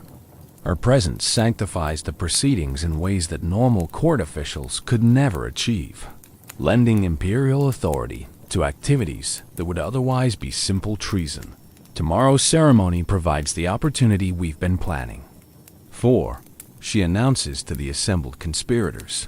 All elements are in position. Foreign support is confirmed, and palace security follows predictable patterns that we're prepared to exploit. The reference to tomorrow's ceremony confirms that. The assassination attempt will take place during Emperor Basil's attendance at morning prayers in the palace chapel. The timing provides conspirators with predictable target location, while limiting the number of guards present to protect imperial safety. Commander Commanders provides details about military coordination that reveal the sophisticated nature of conspiracy planning. Theme armies in Asia Minor and Greece have been positioned to respond to provincial resistance, while our allies in Italy are prepared to provide naval support if Constantinople requires external assistance. The scope of military coordination indicates that the conspiracy involves not just assassination but comprehensive regime change supported by foreign intervention. The planning represents a fundamental threat to Byzantine independence, as well as to Emperor Basil's personal safety. Your role in the final operational planning involves providing assessment of Varangian Guard response capabilities and suggesting methods for neutralizing foreign mercenary resistance to the coup attempt. The assignment requires you to betray your oath and endanger your fellow guards, creating an impossible choice between maintaining cover and preserving loyalty. The Varangian Guard represents the primary obstacle to successful regime change, Paleologos explains, because their oath is to the emperor personally rather than to imperial institutions. Neutralizing their resistance is essential for ensuring smooth transition to new leadership. The casual discussion of neutralizing your fellow guards makes clear that the conspiracy plans to eliminate the Varangian Guard as an organization, not simply overcome their resistance to regime change. Your brothers in arms are marked for death as part of the coup planning. When asked for your assessment of guard vulnerabilities, you face the moment of ultimate choice between maintaining intelligence cover and preserving loyalty to your oath and comrades. Your response will determine not just your own survival, but potentially the success or failure of the entire conspiracy. The Guard's greatest strength is also their greatest weakness. You say carefully, their absolute loyalty to the Emperor means they'll fight to the death rather than accept regime change. But it also means they focus entirely on protecting imperial safety rather than broader political considerations. Your assessment provides conspiracy leaders with accurate information about Varangian Guard psychology while avoiding specific details that could be used operationally against your fellow guards. The balance maintains your cover while minimizing the intelligence value for conspiracy planning. The meeting concludes with final assignments and confirmation of timing for the assassination attempt. As conspirators prepare to leave the chapel, you realize that you've gathered complete intelligence about the coup attempt, while successfully maintaining cover until the final moment before imperial response operations begin. But you also realize that your extraction from the conspiracy must occur within hours to avoid being present when the assassination attempt takes place. Your survival depends on Captain Hakon's ability to coordinate your withdrawal with the timing of Imperial preventive action. The final night before the planned assassination attempt becomes a test of nerves as you wait for extraction while maintaining the appearance of normal preparation for guard duties. Your intelligence work has provided Imperial forces with complete operational details about the conspiracy, but your personal safety depends on coordinated timing that allows for withdrawal before operations begin. Captain Hakon arranges a final briefing in secure quarters where you can report ultimate intelligence and receive instructions for extraction procedures. The briefing confirms that Imperial response operations will begin at dawn, just hours before the planned assassination attempt during morning prayers. Olafsson, he says as you complete your final intelligence report, your work has provided the information necessary to save the Emperor's life and preserve the Empire. The response will be comprehensive and decisive, but it will also be extremely dangerous for anyone caught between competing forces. The comprehensive and decisive response means that Imperial forces will arrest or eliminate all known conspiracy members simultaneously, preventing any coordinated resistance or escape to foreign allies. The operation will be swift and ruthless, with minimal consideration for potential innocent casualties.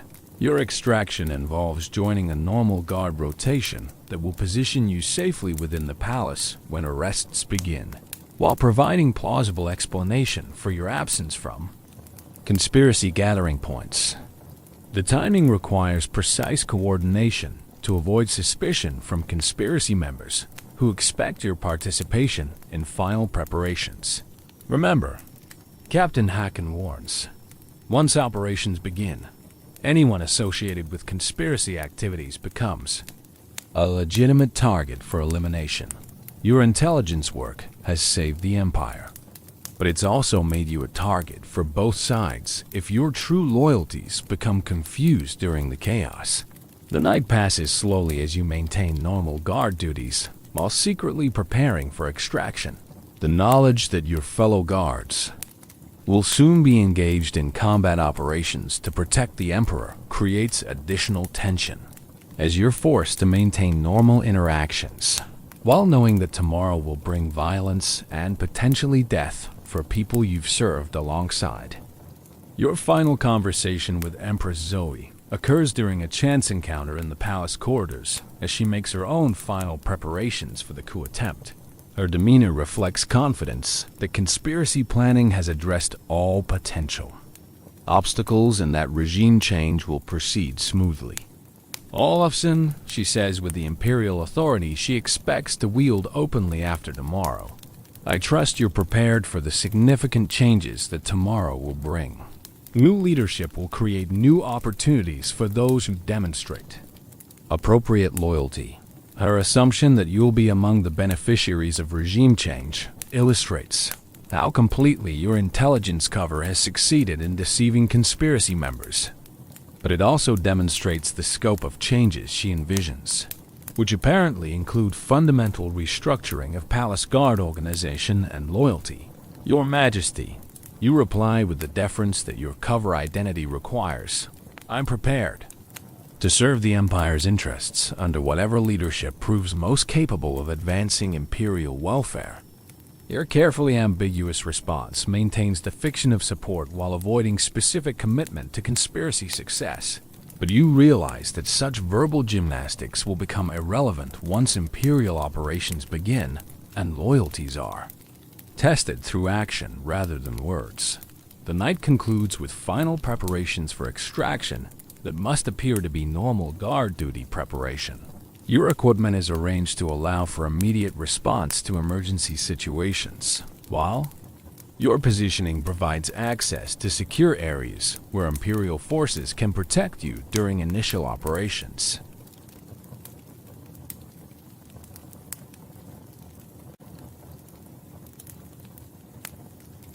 As dawn approaches, bringing the moment when months of intelligence work will be tested through decisive action, you reflect on the extraordinary circumstances that brought you from desperate palace guard to crucial imperial agent. The experience has provided insights into Byzantine politics and imperial security that few foreigners ever obtain. But it's also created personal dangers that will persist long after immediate operations conclude.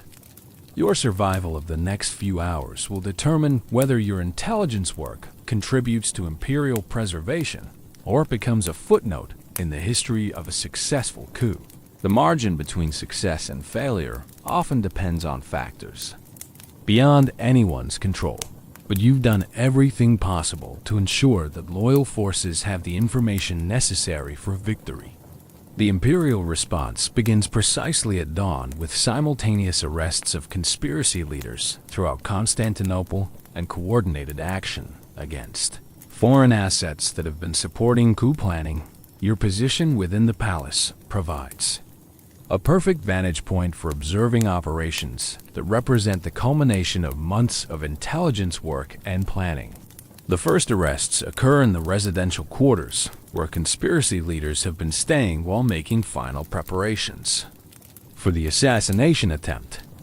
Imperial guards, supported by theme army troops that have been quietly positioned in the city, surround target locations and execute coordinated apprehension operations with military precision. The arrest of Nikephoros Palaiologos occurs outside his private apartments as he prepares to leave for the chapel, where Emperor Basil's morning prayers will provide the opportunity for assassination. The speed and coordination of imperial forces makes resistance impossible, and Palaiologos is taken into custody without violence. Commander Kamanos is arrested at his residence while meeting with subordinate officers who were expected to coordinate provincial military support for the coup attempt. The arrest of military commanders effectively neutralizes the conspiracy's ability to coordinate theme army resistance to imperial authority. But the most significant arrest involves Empress Zoe, whose capture requires delicate handling due to her imperial family status and the political implications of charging the emperor's sister-in-law with treason. Imperial guards approach her apartments with the formal courtesy required for imperial family members, but with sufficient force to prevent resistance or escape. Your observation of Empress Zoe's arrest provides crucial evidence about her reaction to the operation's success. Rather than expressing surprise or indignation at being charged with treason, her response suggests that she expected the possibility of discovery and had prepared for such an outcome. I assume, she says to the arresting guards with imperial dignity, that my brother-in-law has been convinced that political disagreement constitutes treasonous activity. I trust that proper procedures will be followed for addressing accusations against imperial family members." Her calm response indicates that she considers the arrests a temporary setback rather than a permanent defeat, suggesting that conspiracy planning may have included contingencies for dealing with premature discovery. The possibility of backup plans or alternative operational approaches creates ongoing security concerns that extend beyond immediate arrest operations. The coordination of arrests extends to foreign assets that have been supporting conspiracy activities through intelligence gathering, communication networks, and promises of military intervention. Imperial forces simultaneously seize foreign merchant vessels, arrest diplomatic personnel suspected of involvement, and confiscate assets that could be used to fund continued opposition activities. The scope of foreign involvement becomes clear as arrest operations reveal the extent of intelligence sharing and military coordination between conspiracy members and external enemies. Documents seized during arrests provide evidence of detailed Byzantine military information being shared with foreign powers, along with promises of territorial concessions in exchange for coup support. Your role during the Dawn operations involves coordination with imperial intelligence services to provide real-time assessment of conspiracy member reactions and identification of any individuals who may have escaped initial arrest operations. The work requires you to move carefully through palace areas where ongoing operations could result in confusion about your loyalties and potential targeting by either side. The success of Dawn operations becomes apparent as morning progresses. Without any coordinated resistance from conspiracy members or their foreign allies, the comprehensive nature of intelligence gathered through your infiltration work has allowed imperial forces to neutralize opposition before it could organize effective response to arrest operations. But the operation's success also creates new challenges related to processing arrested conspiracy members and determining appropriate punishments for activities that range from policy disagreement to outright treason. The political implications of the arrests will require careful handling to prevent broader opposition to imperial authority. The aftermath of the Dawn arrests brings intensive interrogation of conspiracy members to gather additional intelligence about foreign involvement, identify any conspirators who escaped initial operations, and assess the scope of damage to imperial security. Your unique knowledge of conspiracy planning makes you a valuable participant in interrogation processes.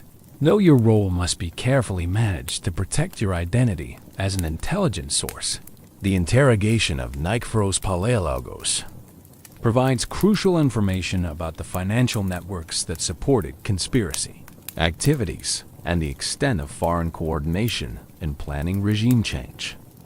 Under pressure from imperial interrogators, he reveals details about gold payments from Western allies, communication networks that extended throughout the Mediterranean, and promises of territorial concessions that would have significantly reduced Byzantine power.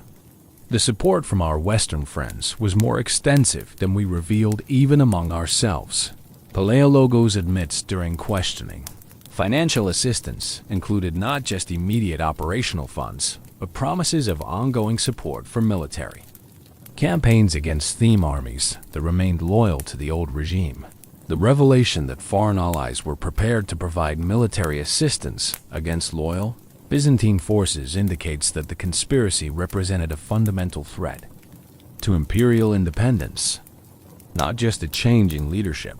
The implications for future security planning are enormous, as they suggest that foreign enemies have developed sophisticated capabilities for internal intervention in Byzantine politics. Commander Commander's interrogation reveals details about military coordination that demonstrate how thoroughly conspiracy planning had penetrated imperial military organization. His admissions include specific information about theme army commanders whose loyalty had been compromised, supply networks that could support coup operations, and communication protocols for coordinating provincial resistance. Several theme commanders had agreed to recognize new imperial authority if the change appeared to have popular support and foreign backing. He explains, the plan was to present regime change as restoration of effective leadership rather than as military coup. The military information obtained through interrogations confirms that conspiracy planning had reached advanced stages and could have succeeded if not for the intelligence gathering that exposed operational details before implementation. The scope of military involvement suggests that future security measures will require fundamental changes in command structure and loyalty verification procedures. But the most sensitive interrogation involves Empress Zoe, whose imperial family status requires special procedures, while her central role in conspiracy planning demands thorough investigation of her activities and motivations. The political implications of interrogating the emperor's sister-in-law create complications that extend far beyond normal criminal proceedings. Emperor Basil personally oversees Empress Zoe's interrogation, creating a family confrontation that reveals the depth of political and personal betrayal involved in her conspiracy participation. The session takes place in the emperor's private study, with only essential security personnel present to witness what amounts to imperial family judgment. Zoe, the emperor, begins with the controlled anger of someone who's discovered ultimate betrayal by a trusted family member. I need to understand how policy disagreement evolved into coordination with foreign enemies against imperial security. Her response demonstrates the sophisticated political thinking that made her an effective conspiracy leader while revealing the depth of her commitment to regime change, regardless of personal consequences. Basil, she replies with imperial dignity. Despite her circumstances, what you call betrayal, I consider necessary action to preserve the empire from policies that threaten its future survival. My coordination with external eyes was intended to ensure smooth transition rather than civil war. The conversation continues for hours, revealing not just the operational details of conspiracy planning, but the fundamental political disagreements that motivated Empress Zoe's treasonous activities. Her position represents a coherent alternative vision for imperial policy that attracted support from significant elements within the palace and military hierarchy.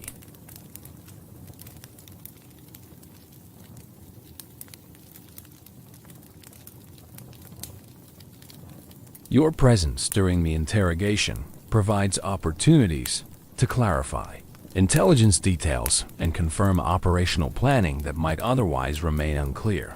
But it also exposes you as an imperial intelligence source in ways that could create future security risks if information about your role becomes known to potential enemies.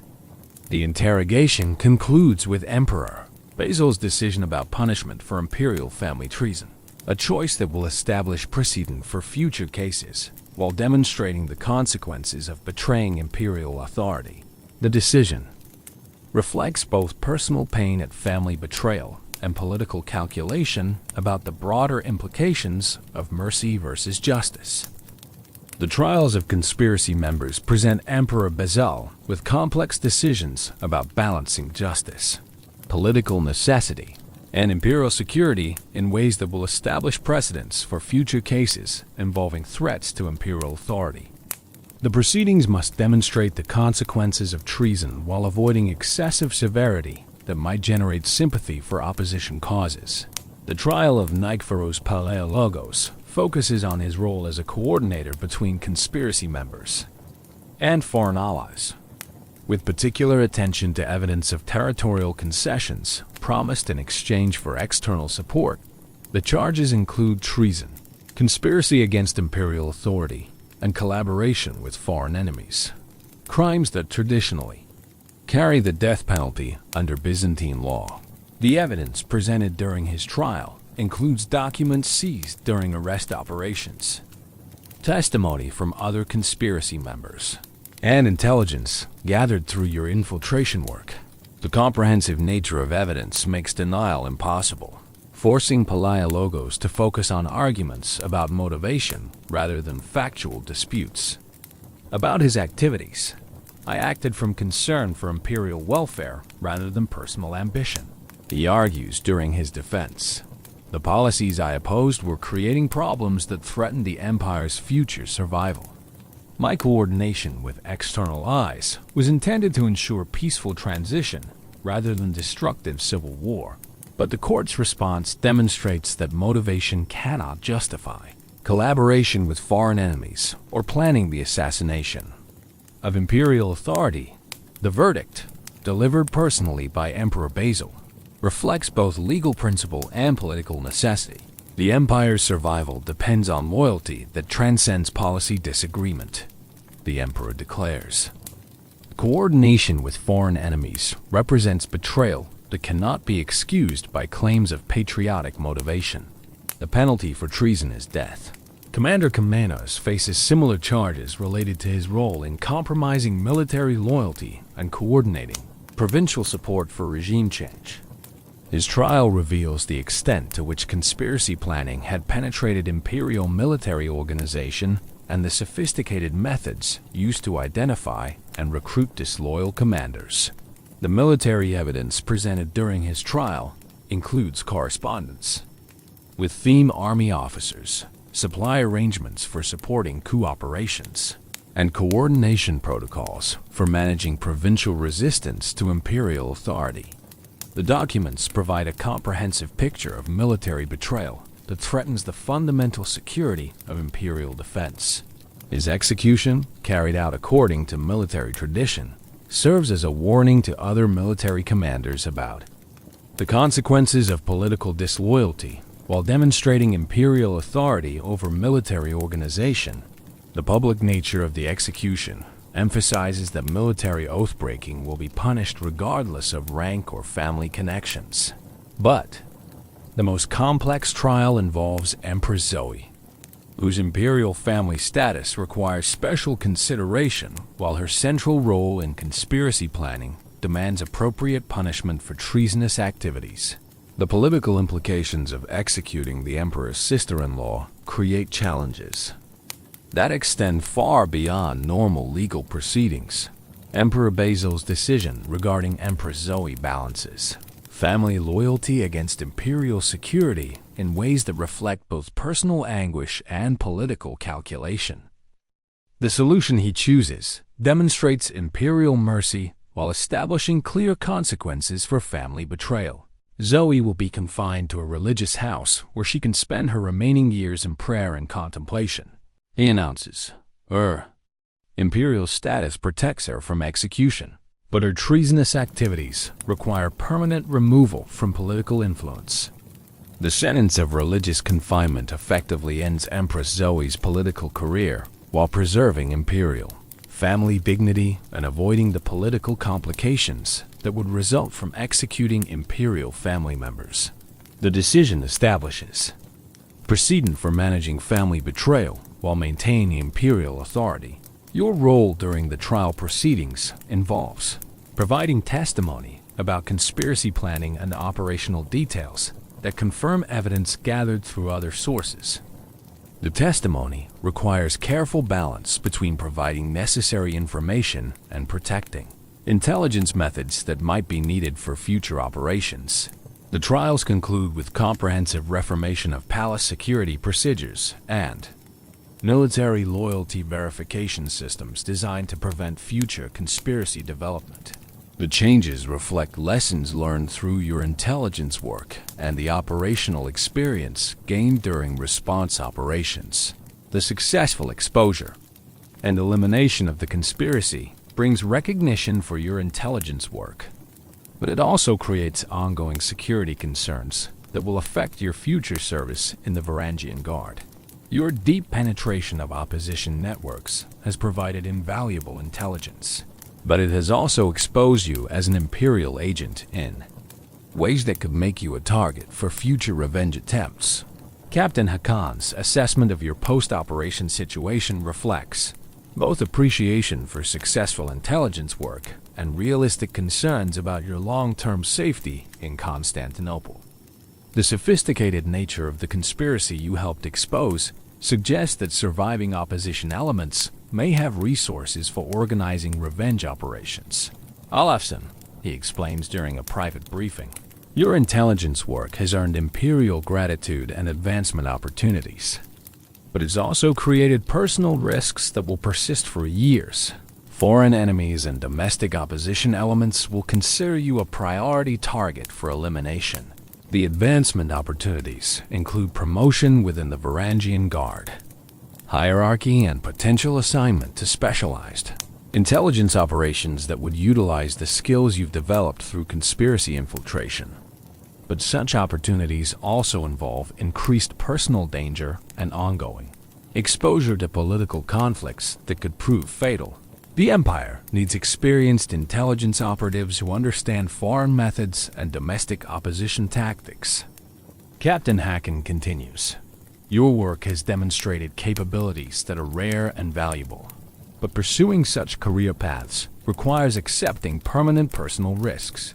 The choice between advancement and safety illustrates the complex personal costs associated with intelligence work in the Byzantine Empire. Success in gathering crucial information creates opportunities for increased responsibility and reward, but it also creates permanent security concerns that affect every aspect of future life. Your decision to accept continued intelligence assignments reflects both professional ambition and recognition that your exposed status makes normal guard duties potentially dangerous. Opposition elements who survived initial operations will consider you a known imperial agent whose elimination would serve both revenge and practical security purposes. The personal cost of intelligence work extends beyond immediate physical danger to include social isolation that results from maintaining cover identities and professional secrets. Normal relationships become difficult when basic facts about your work and loyalties must be concealed from potential enemies who might be disguised as friends. Your new assignments involve investigating foreign intelligence networks that operate in Constantinople and coordinating with theme army commanders to identify potential opposition elements in provincial military organization. The work utilizes experience gained through conspiracy infiltration while exposing you to new categories of political and military threats.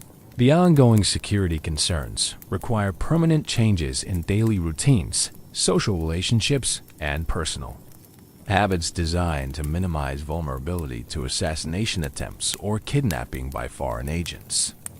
The precautions become part of normal life, creating constant awareness of danger that affects every decision and interaction.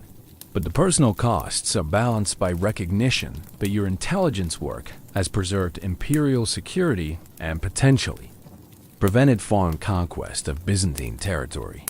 The conspiracy you helped expose included territorial concessions that would have significantly weakened the empire's strategic position and economic capabilities. Emperor Basil's personal recognition of your service includes private audience, where he acknowledges the intelligence contribution while offering continued imperial protection for your future safety. The meeting provides rare insight into imperial thinking about intelligence operations and their role in maintaining imperial security. Your work has demonstrated that foreign enemies understand our internal politics better than we understood. Their methods, the Emperor observes, future security will require intelligence capabilities that match the sophistication of threats we're facing.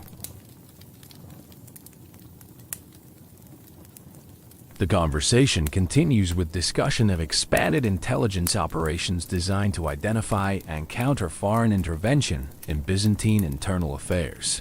Your experience with conspiracy infiltration will be used to develop training programs for other intelligence operatives and security procedures for protecting against similar future threats. The aftermath of the conspiracy provides opportunities for comprehensive assessment of intelligence successes and failures that will influence future security planning and operational procedures. Your unique position as both intelligence source and operational participant allows for detailed analysis of methods and results that contributed to successful prevention of regime change. The intelligence lessons include recognition that foreign Enemies had developed sophisticated capabilities for identifying and exploiting internal Byzantine political divisions. The conspiracy's access to detailed information about palace security, military organization, and imperial family dynamics indicates that foreign intelligence operations had been developing for years before detection. The level of foreign penetration we discovered suggests that our traditional security measures were inadequate for addressing modern intelligence threats. Captain Hacken observes during operational day briefings. Future protection will require fundamental changes in how we approach information security and loyalty verification.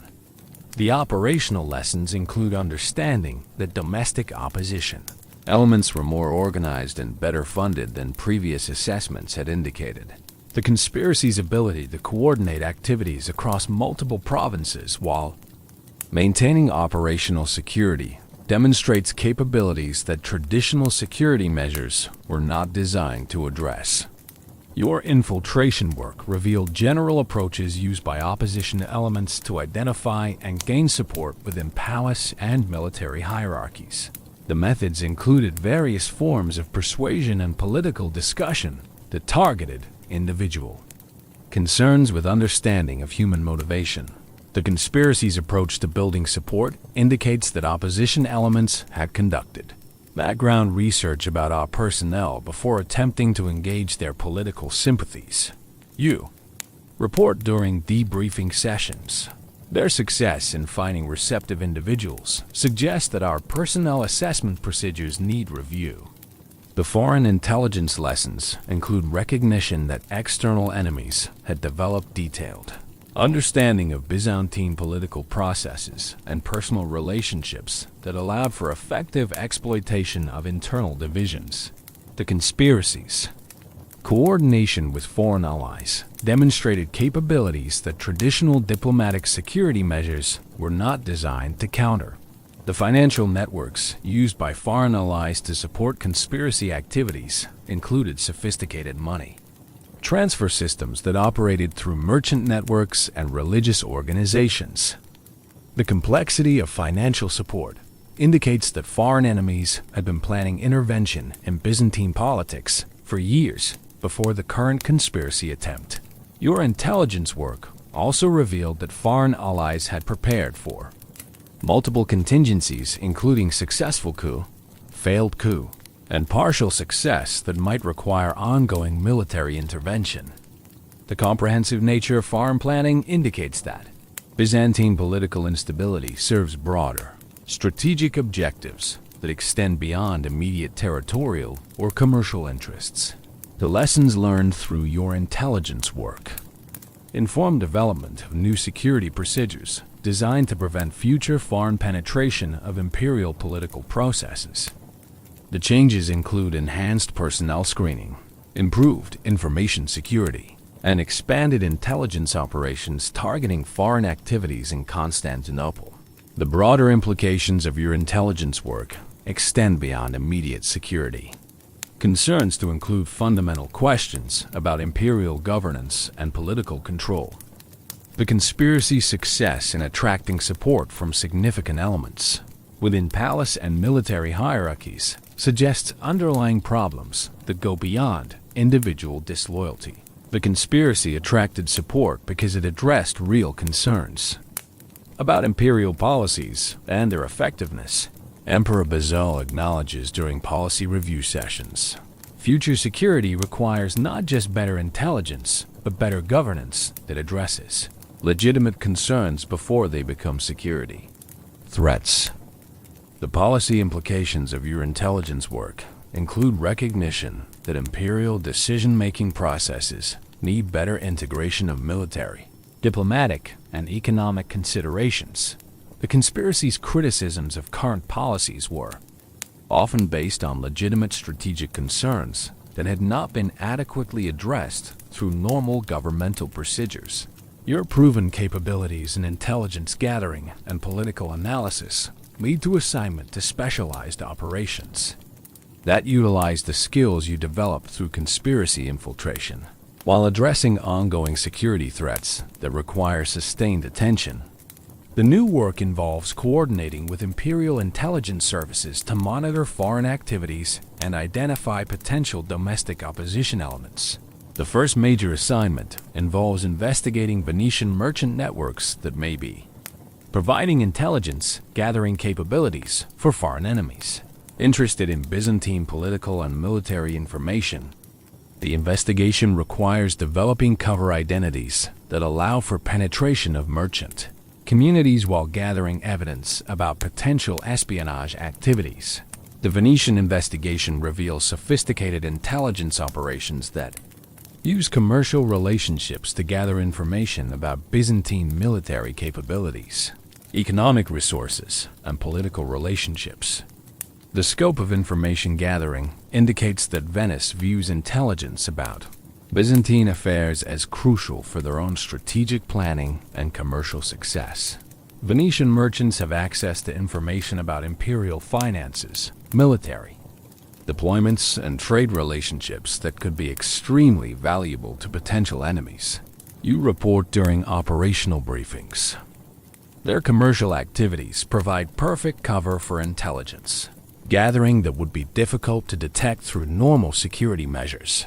The investigation methods include establishing merchant relationships that provide access to Venetian commercial networks while maintaining cover identities that explain interest in gathering business information.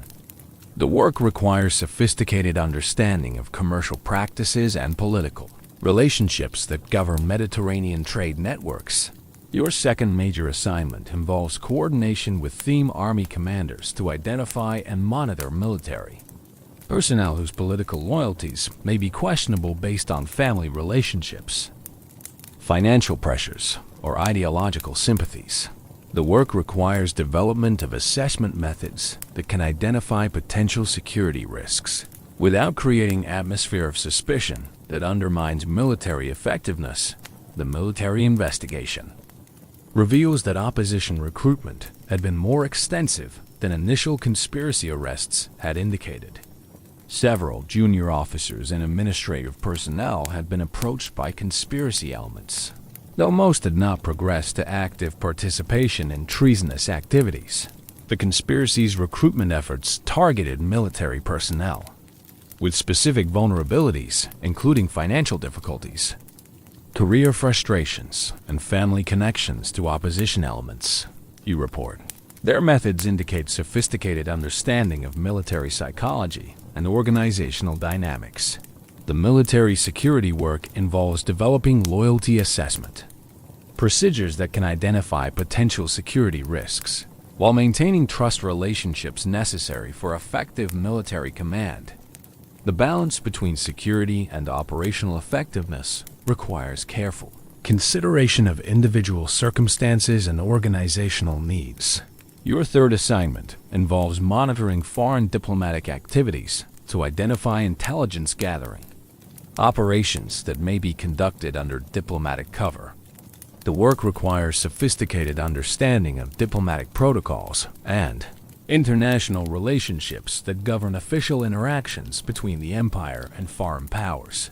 The diplomatic investigation reveals that several foreign representatives have been gathering intelligence about imperial policy discussions, military planning, and economic conditions that goes far beyond normal diplomatic information sharing.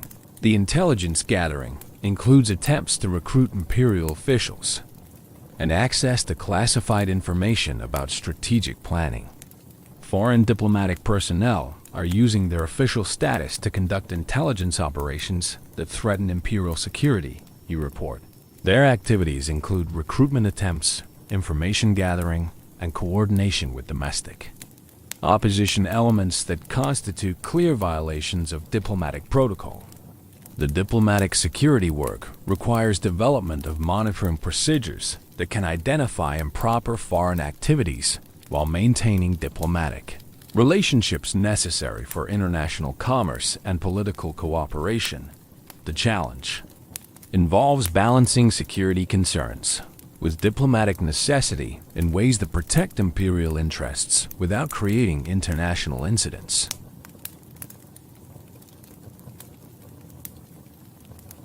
Your expanded intelligence assignments demonstrate the Empire's recognition that modern security threats require sophisticated response capabilities that go beyond traditional military and diplomatic measures. The work utilizes skills developed through conspiracy infiltration while addressing ongoing threats that require sustained attention and specialized capabilities. As your intelligence work expands to encompass multiple foreign and domestic threats, patterns emerge that reveal the sophisticated nature of challenges facing Byzantine security in an increasingly complex international environment. The conspiracy you helped expose represents just one element of broader foreign efforts to exploit internal divisions and weaken imperial power. The pattern analysis reveals that foreign enemies have been conducting coordinated intelligence operations designed to identify and exploit every aspect of Byzantine political, military, and economic organization. The scope of foreign interest indicates that weakening the empire serves strategic objectives that extend far beyond immediate territorial or commercial advantages. Foreign intelligence operations are targeting not just military and political information, but economic data, religious relationships, and social dynamics that could be used to create internal instability. You report during strategic assessment sessions. The comprehensive nature of foreign interest suggests long-term planning for fundamental changes in the balance of Mediterranean power. The economic intelligence gathering includes detailed information about imperial finances, trade relationships, agricultural production, and manufacturing capabilities that could be used to predict imperial responses to various pressures or opportunities. The scope of economic information sought indicates that foreign enemies understand the connection between economic strength and political stability. Religious intelligence operations involve gathering information about church-state relationships, theological disputes, and popular religious sentiments that could be exploited to create internal divisions or undermine imperial authority. The religious dimension adds complexity to security planning because it involves areas where traditional political control methods may be inappropriate or counterproductive. Social intelligence gathering focuses on ethnic relationships, regional loyalties, and class tensions that could be manipulated to create internal conflicts or undermine support for imperial policies. The sophistication of social analysis indicates that foreign enemies understand how internal divisions can be exploited to achieve strategic objectives without direct military intervention. Your intelligence work contributes to development of comprehensive counterintelligence strategies designed to identify and neutralize foreign operations while protecting imperial information from unauthorized disclosure. The strategies involve coordination between military, diplomatic, and administrative elements that traditionally operated independently. The counterintelligence development requires fundamental changes in how imperial security organizations share information and coordinate operations. Your experience with multiple types of threats provides valuable insights into integration requirements and operational procedures that can address modern security challenges. Traditional security measures assume that threats could be categorized and addressed through specialized responses you observe during planning sessions. Modern foreign operations integrate political, military, economic, and social elements in ways that require correspondingly integrated defensive measures. The integrated security approach involves developing capabilities that can simultaneously address multiple types of threats while maintaining operational effectiveness and protecting sensitive information. The complexity of requirements demands sophisticated coordination between elements that have traditionally operated according to different procedures and priorities. Your role in developing integrated security capabilities reflects recognition that successful intelligence work requires understanding of political, military, economic, and social factors that influence imperial security. The skills developed through conspiracy infiltration provide foundation for addressing threats that require similar analytical and operational capabilities. The broader pattern analysis also reveals that Byzantine security challenges are part of international developments that affect all major powers in the Mediterranean region. Foreign operations against the empire reflect broader strategic competition that will require sustained attention and sophisticated response capabilities. The international situation is evolving in ways that create new opportunities and challenges.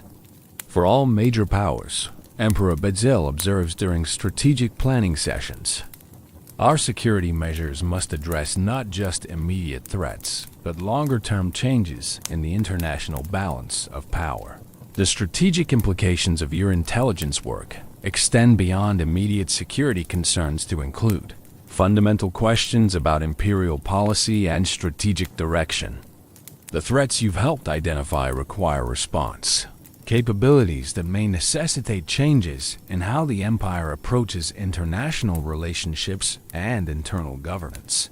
5 years after the conspiracy's exposure, your role as an imperial intelligence operative has provided unique insights into the complexities of governing an empire that spans 3 continents while facing threats from enemies who understand Byzantine weaknesses better than many Byzantines understand them themselves. The experience has transformed your understanding of loyalty, security, and the personal costs of serving imperial interests. The personal transformation includes development of analytical capabilities that extend far beyond normal military training. Your work has required understanding of political psychology, economic relationships, religious dynamics, and international strategic patterns that most soldiers never encounter. The intellectual demands have been as challenging as the physical dangers. Intelligence work has taught me that protecting the empire requires understanding threats that operate through persuasion and manipulation rather than direct force. You reflect during a conversation with Captain Hacken. The enemies we face understand human motivation and political dynamics in ways that make traditional military responses inadequate. The psychological adaptation to intelligence work includes developing comfort with deception, manipulation, and moral ambiguity that most military service doesn't require. Your successful infiltration of the conspiracy required appearing to betray your oath while actually fulfilling it in ways that no one except your ultimate superiors could understand. The social isolation that results from intelligence work has affected personal relationships in ways that extend far beyond immediate operational security requirements. Maintaining cover identities and professional secrets creates barriers between you and other people that make normal friendships and romantic relationships extremely difficult. The hardest part of intelligence work isn't the danger or the deception. You tell a fellow operative during a rare moment of personal conversation. It's the loneliness that comes from never being able to be completely honest with anyone about who you really are or what you actually do. The professional satisfaction derives from recognition that your work has contributed to preservation of imperial security and prevention of foreign conquests that would have fundamentally altered the balance of power in the Mediterranean region. The conspiracy you helped expose included territorial concessions that would have weakened the empire for generations. But the professional satisfaction is balanced by awareness that intelligence work involves moral compromises that traditional military service doesn't require.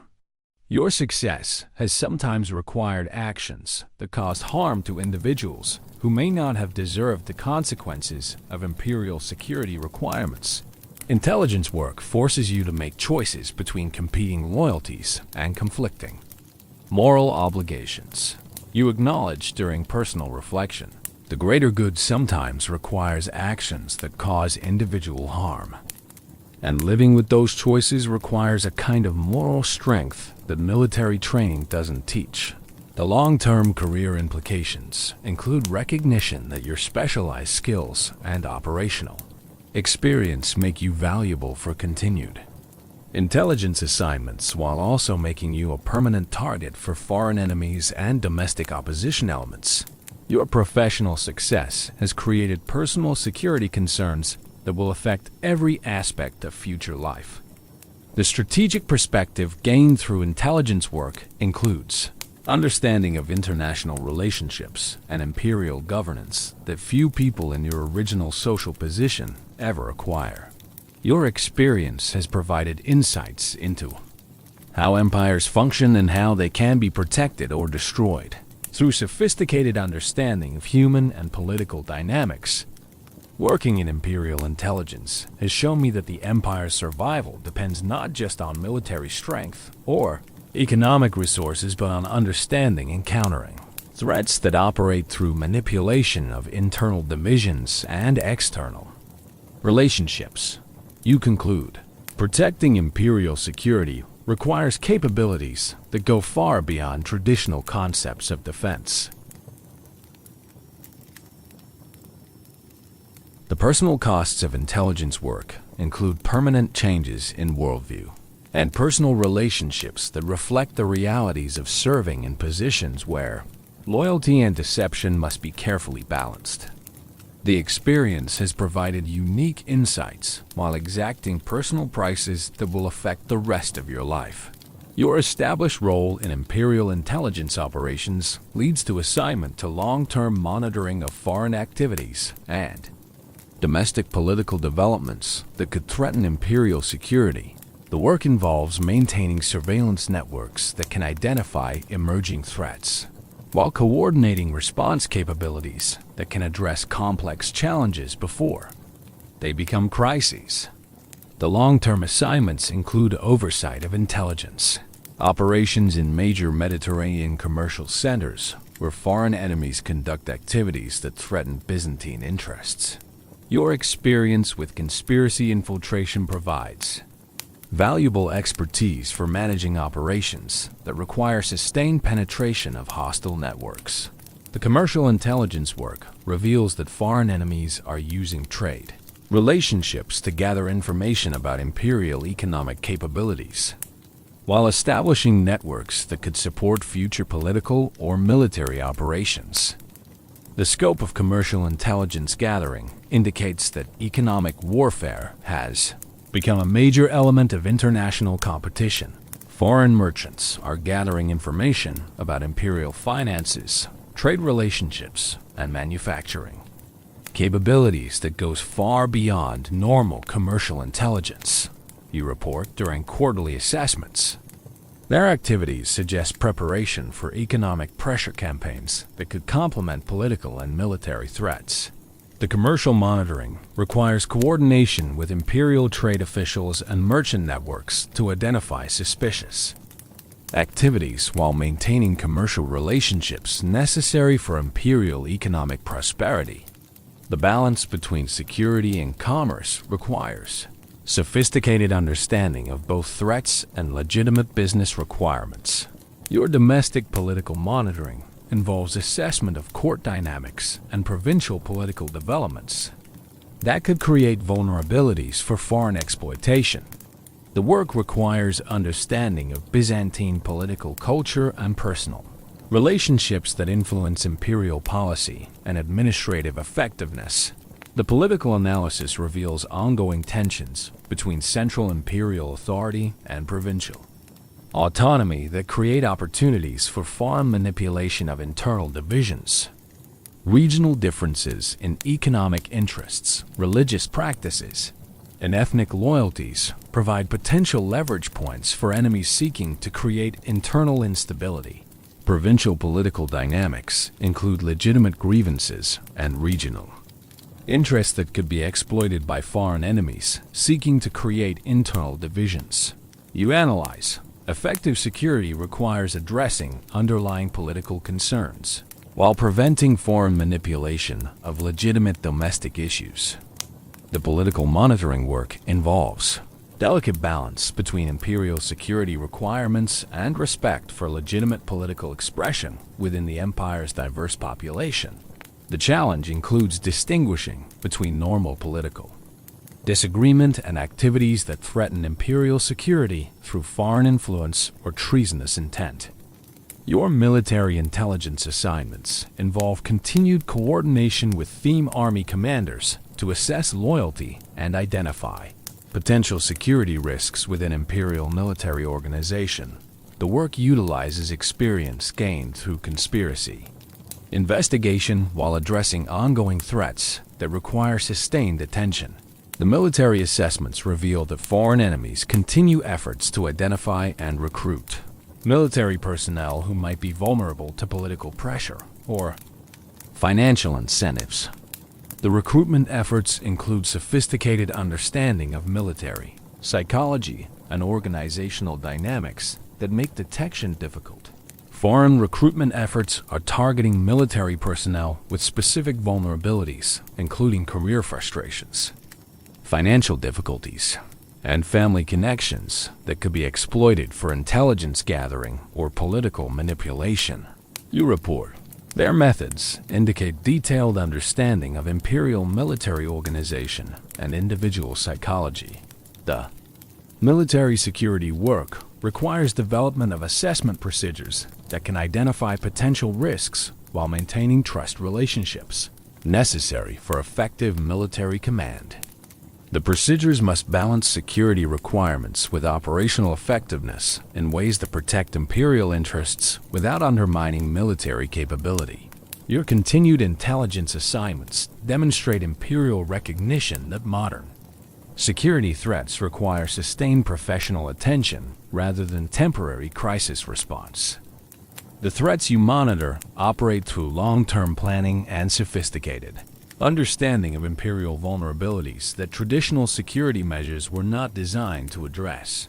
As your career in imperial intelligence reaches maturity, the patterns of threats and responses you've observed provide insights into the fundamental challenges facing any empire that seeks to maintain security in an environment where enemies understand internal vulnerabilities and possess sophisticated capabilities for exploiting them. Your experience represents a case study in the evolution of security requirements and intelligence capabilities. The strategic lessons learned through your intelligence career include recognition that imperial security depends not just on military strength or diplomatic skill, but on comprehensive understanding of how foreign enemies identify and exploit internal divisions. The threats you've addressed operate through manipulation of legitimate political differences and economic pressures rather than direct military assault. Modern enemies understand that empires can be weakened more effectively through internal manipulation than external attack. You observe during strategic assessment sessions. Protecting imperial security requires capabilities that can identify and counter threats that operate through persuasion and subversion rather than force. The operational lessons include understanding that effective intelligence work requires integration of political, military, economic, and social analysis in ways that traditional specialized approaches cannot achieve. The threats you've encountered operate across multiple domains simultaneously, requiring correspondingly integrated response capabilities. Your methodological contributions to imperial intelligence include development of observation techniques, assessment procedures, and analytical frameworks that can address sophisticated political challenges while protecting legitimate domestic activities. The methods reflect lessons learned through successful operations and experiences that provided valuable learning opportunities. Intelligence work requires balancing competing requirements for security, effectiveness, and moral legitimacy. You reflect. Protecting the empire sometimes requires actions that challenge traditional concepts of honor and loyalty, but abandoning those concepts entirely would destroy what we're trying to protect. The institutional impact of your career includes contribution to development of imperial intelligence capabilities that can address threats requiring sustained professional attention rather than temporary crisis response. Your experience has informed training programs, operational procedures, and strategic planning that will influence imperial security for generations. The personal legacy includes recognition that serving imperial interests through intelligence Work requires moral sophistication and psychological strength that traditional military service doesn't demand. Your career has demonstrated that protecting the empire requires capabilities that extend far beyond conventional concepts of loyalty and service. Intelligence work has taught me that true loyalty sometimes requires actions that appear disloyal. To people who don't understand the full context, you acknowledge. Protecting imperial security requires making moral choices that few people face and living with consequences that affect every aspect of personal life. The broader implications of your intelligence career extend beyond immediate imperial security, to include fundamental questions about governance, loyalty, and the methods that empires use to protect themselves from sophisticated enemies. Your experience provides insights into challenges that affect all major powers in an increasingly complex international environment. Looking back on the extraordinary circumstances that brought you from desperate palace guard to senior imperial intelligence operative, you recognize that the experience has provided unique insights into the complexities of imperial governance and security while exacting personal costs that will affect the rest of your life. The conspiracy you helped expose represented just one manifestation of broader threats that require sustained professional attention and sophisticated response capabilities.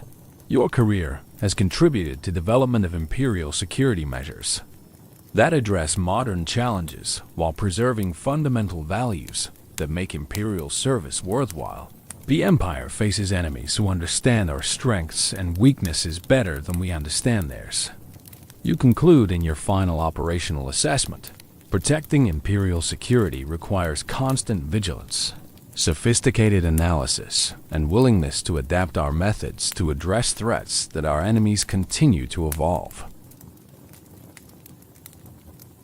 Your legacy in imperial intelligence includes both operational successes that preserved imperial security and institutional contributions that will influence how the empire addresses future threats. The combination represents service that extends far beyond normal military duty while exemplifying the kinds of loyalty and sacrifice that imperial survival requires. As you contemplate the next phase of your career, whether in continued intelligence work or transition to other forms of imperial service, the experience of serving as a Byzantine palace guard has provided insights into loyalty, security, and personal responsibility that few people ever acquire. The knowledge comes with obligations that will persist long after your official service ends. The sound of steel on steel that woke you to consciousness in the palace guard's quarters years ago has been replaced by the more subtle sounds of intelligence work. Whispered conversations, rustling documents, and the quiet movements of people who conduct their most important work in shadows. But the fundamental purpose remains the same: protecting the empire and its emperor from enemies who understand that conquest through manipulation can be more effective than conquest through force. Your transformation from palace guard to imperial intelligence operative represents one individual's journey through the complexities of Byzantine service. But it also illustrates the broader challenges facing any empire that seeks to maintain security in a world where enemies possess sophisticated understanding of internal vulnerabilities and political dynamics. The final lesson of your career in imperial intelligence is that protecting what matters most sometimes requires sacrificing what seems most important. And that true loyalty sometimes demands actions that appear treacherous to people who don't understand the full context of service to something larger than individual interest or conventional morality.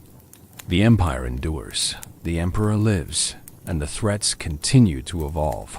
Your contribution to that ongoing struggle represents both personal achievement and recognition that imperial security depends on the willingness of individuals to accept extraordinary responsibilities for protecting extraordinary institutions against enemies who understand that the most effective attacks target not walls or armies, but the human relationships and moral commitments that hold empires together. In the end, serving as a Byzantine palace guard taught you that loyalty, courage, and intelligence can overcome even sophisticated enemies when they're applied with understanding of what's truly at stake in the struggle between those who would preserve and those who would destroy the achievements of civilization. That lesson remains relevant long after the immediate threats have been defeated and new challenges emerge to test the continuing strength of imperial institutions and the people who serve them.